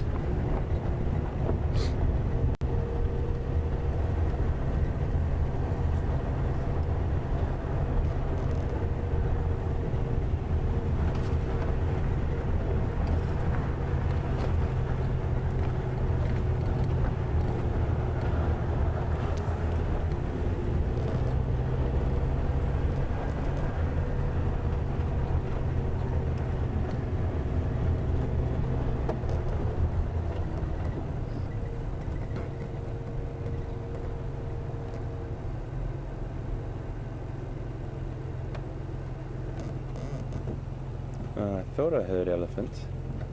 I thought I heard you, my friend. Hello, my boy. You okay? What are you doing here? Oh, actually, it's not. It's one of the ladies, I think. Sorry, I can't quite see. Is everyone else there? Oh no, it's a young man.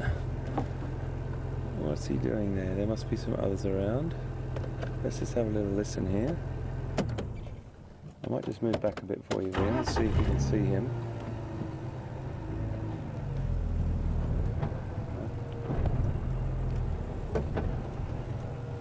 He's not in a very good spot there.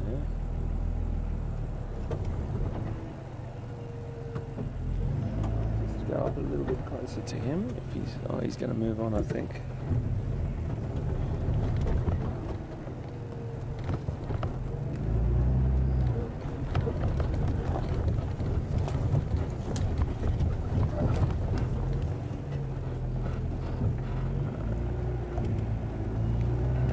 Moving his way back into the open woodland there. A little bit tricky to see, folks. I'm sorry. It's a bit hard to show you that behind the elephant board. He's right in there. He's just right inside there. But there's an elephant just there. We might find a couple more around the other side. You can just see him there. He's just moved off. He's a young male, and he probably hasn't got the confidence of the older bulls, so he's just moved off a little bit into there. He was heading that direction anyway. But I was just driving, I just heard a crack of some vegetation. I thought, didn't know what it was, but sure enough. Sorry about that. Sure enough, it's Ellie's feeding in this nice cool of the afternoon. We've got 35 minutes left, and we are just going to traverse this area and see what we can find. The light's starting to fade. But a beautiful time of the afternoon, folks. It's like very calming at this time of the afternoon.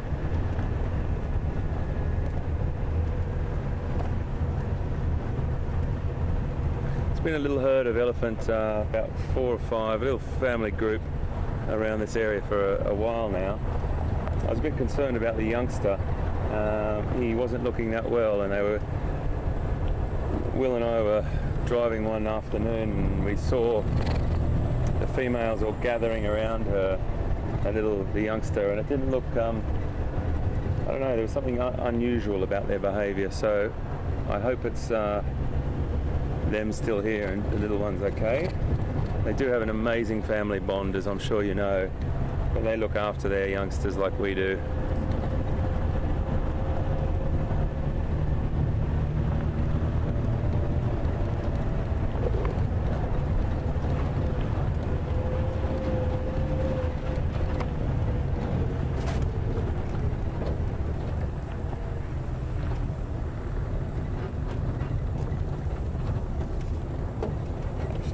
Go down that road for a little way. I've done this about 4 or 5 times tonight, haven't I? Reverse, change your mind, change your mind. see if we can see some ellies down here in Lee anyway. But keeping our eyes out for cats always.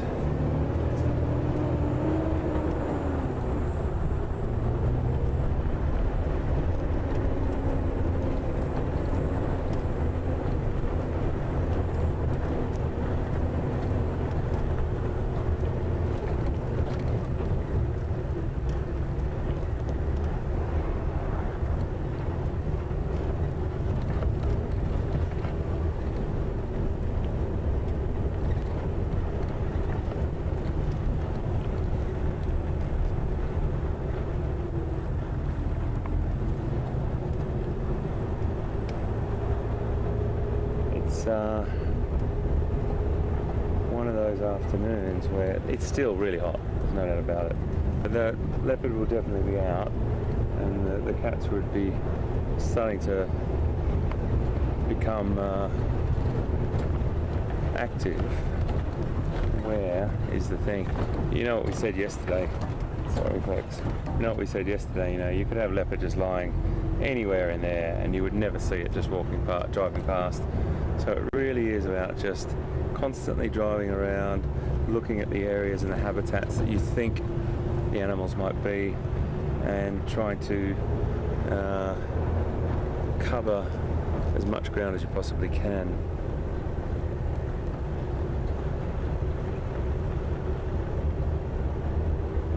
I do love it when it gets a little bit dark though, because the adventure starts to get that little bit more challenging, and we as primates, our as we always say, our sense of sight is our greatest sense, and when that starts to become restricted, our sort of blood pressure rises a little bit, our heart rate rises a little bit, because we all look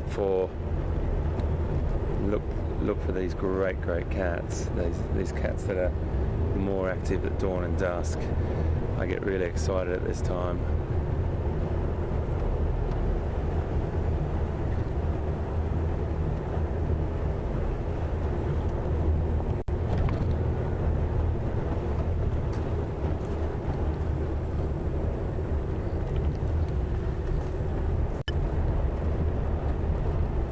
So we've got 30 minutes. And we'll just keep doing this, folks, if it's all right with you, because I think now there's no way really we would have seen any of the cats before, and if our chances, we've had a little bit of a restriction on our chances just because of the heat today, so I want to just try and maximise our opportunities by just driving around at the moment looking for leopard or any other cat, or lions obviously, but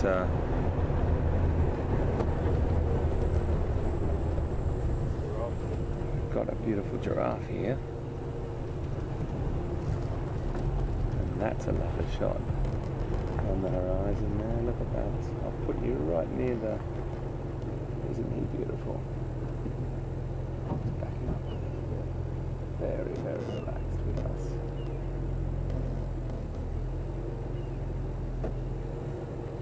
I'll just leave the engine on for a little bit so he gets used to us.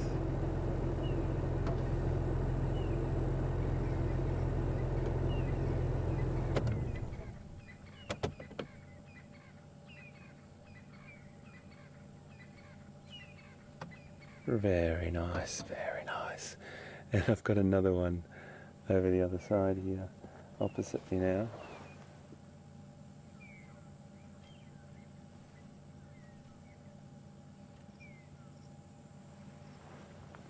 Very relaxed.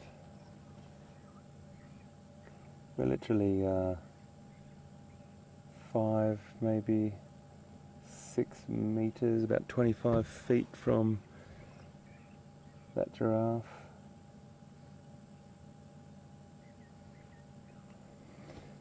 And there you go, that's what we were talking about before. I got asked a question by somebody before, and I do apologise, we've done a few questions, but it was that lovely girl that asked about what was so special about giraffes to me. I'm sitting here right now, this is one of the things that's so special. Just watching them feed. using that magnificent adapted tongue to reach out and strip that foliage off, all the tender young shoots, everything that she wants. And she'll move on to another species after that and just enjoy what she needs for her fill. They spend about 50% of the day feeding.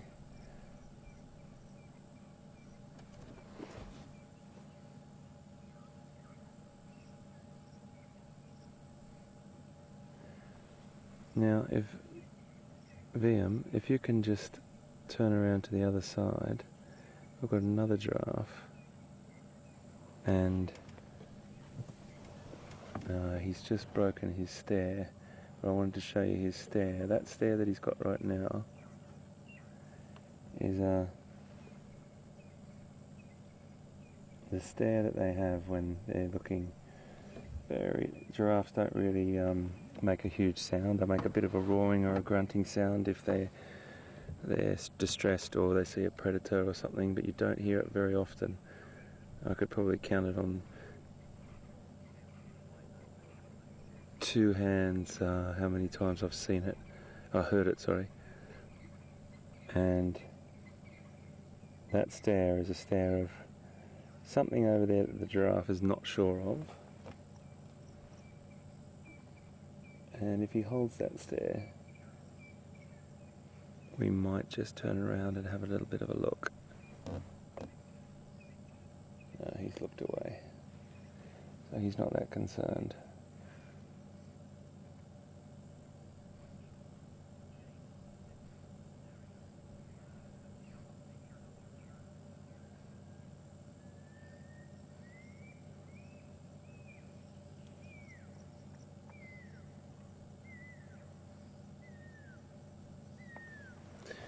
Just had a question from Jane in Smithfield. I think it was Smithfield or Smithfield. I'm sorry, Jane, if I've pronounced that probably incorrectly, in Ontario. And Jane's asked how many different species of giraffe we have in this particular reserve. Well, interestingly enough, there's the species of giraffe. It's actually more like, they're not called different species. They're called ecotypes, I suppose, or different variations. They're all giraffe. Look at this boy behind us. I think he's walking up the road. I'll come back to him in a second. But to answer your question, we've got one, the southern giraffe down here, and they variate in their markings mainly, all the way up East Africa and across into Namibia. They will be slightly different up into West Africa as well. And they'll have different patterns or different markings, great variations. Our giraffe here, as the males get older, they get a little bit darker coloration in their markings, but you'll get the really thin sort of line that looks like someone's drawn the pattern onto giraffes. They're in Kenya, the reticulated giraffe. The southern giraffe that we have here, those markings are pretty consistent throughout. So if you get a chance to have a look online, you could go to a couple of different websites and have a look and see if you can find the areas where the different giraffe ecotypes occur. And they're all very different. Some are similar, but there's a couple of really standout ones. And I find these southern giraffes, the markings on them beautiful, with a really dark sort of centre to them. The males getting a little bit darker than the others. So we might drive on and see what we find, but lovely to see a couple of giraffes just here right at the end in that sunset as well. It was really nice. Actually, I say that, the other giraffe's just moved across there now and is looking down there as well. I am going to turn around, folks, if that's alright, because they keep looking down there, and that's classic giraffe behaviour for something unknown. It could be just another hoofed animal. They're quite skittish, giraffe. They don't really... there's lightning off in the horizon. Oh, isn't that fantastic? The lightning off in the horizon there. You might be able to see it, folks, when we're driving down. But I'm just going to sit here for a second and just watch what these giraffes are watching. I'm just going to put the spotlight on ever so quickly. I'm not really sure what they're looking at, but they're definitely stopped in their tracks. So if they hear a little crackle or a crunch in the bush, and you know, it could be a buffalo or an elephant or anything coming through, they have a tendency to just stop still.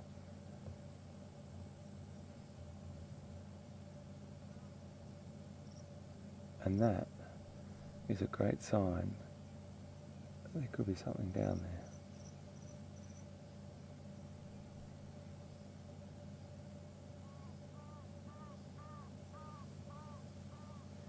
Always good to have a look.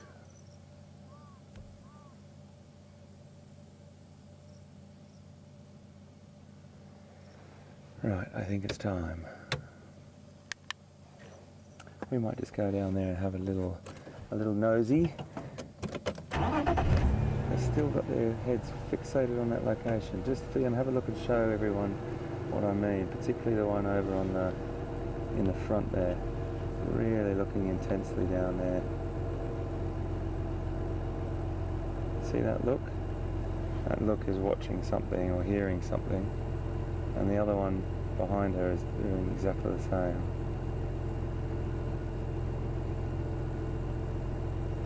Not moving their heads there at all. Let's go and have a little look-see.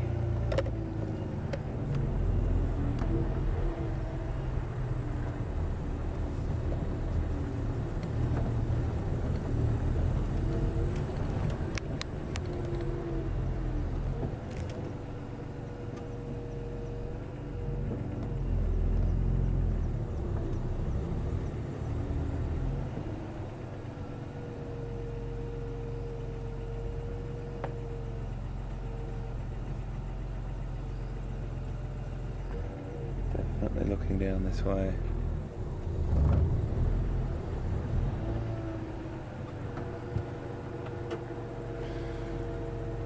It's very, very possible that there is a cat down here or a predator, or as I said with giraffe, it can just be a noise that they're not used to, and it could be that, you know, a couple of elephants just coming through.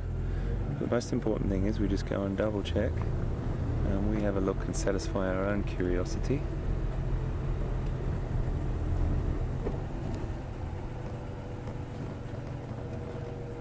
Taking this very slowly, folks, just because at this time of the night it can be really hard to see, and we can sneak past the leopard at any second.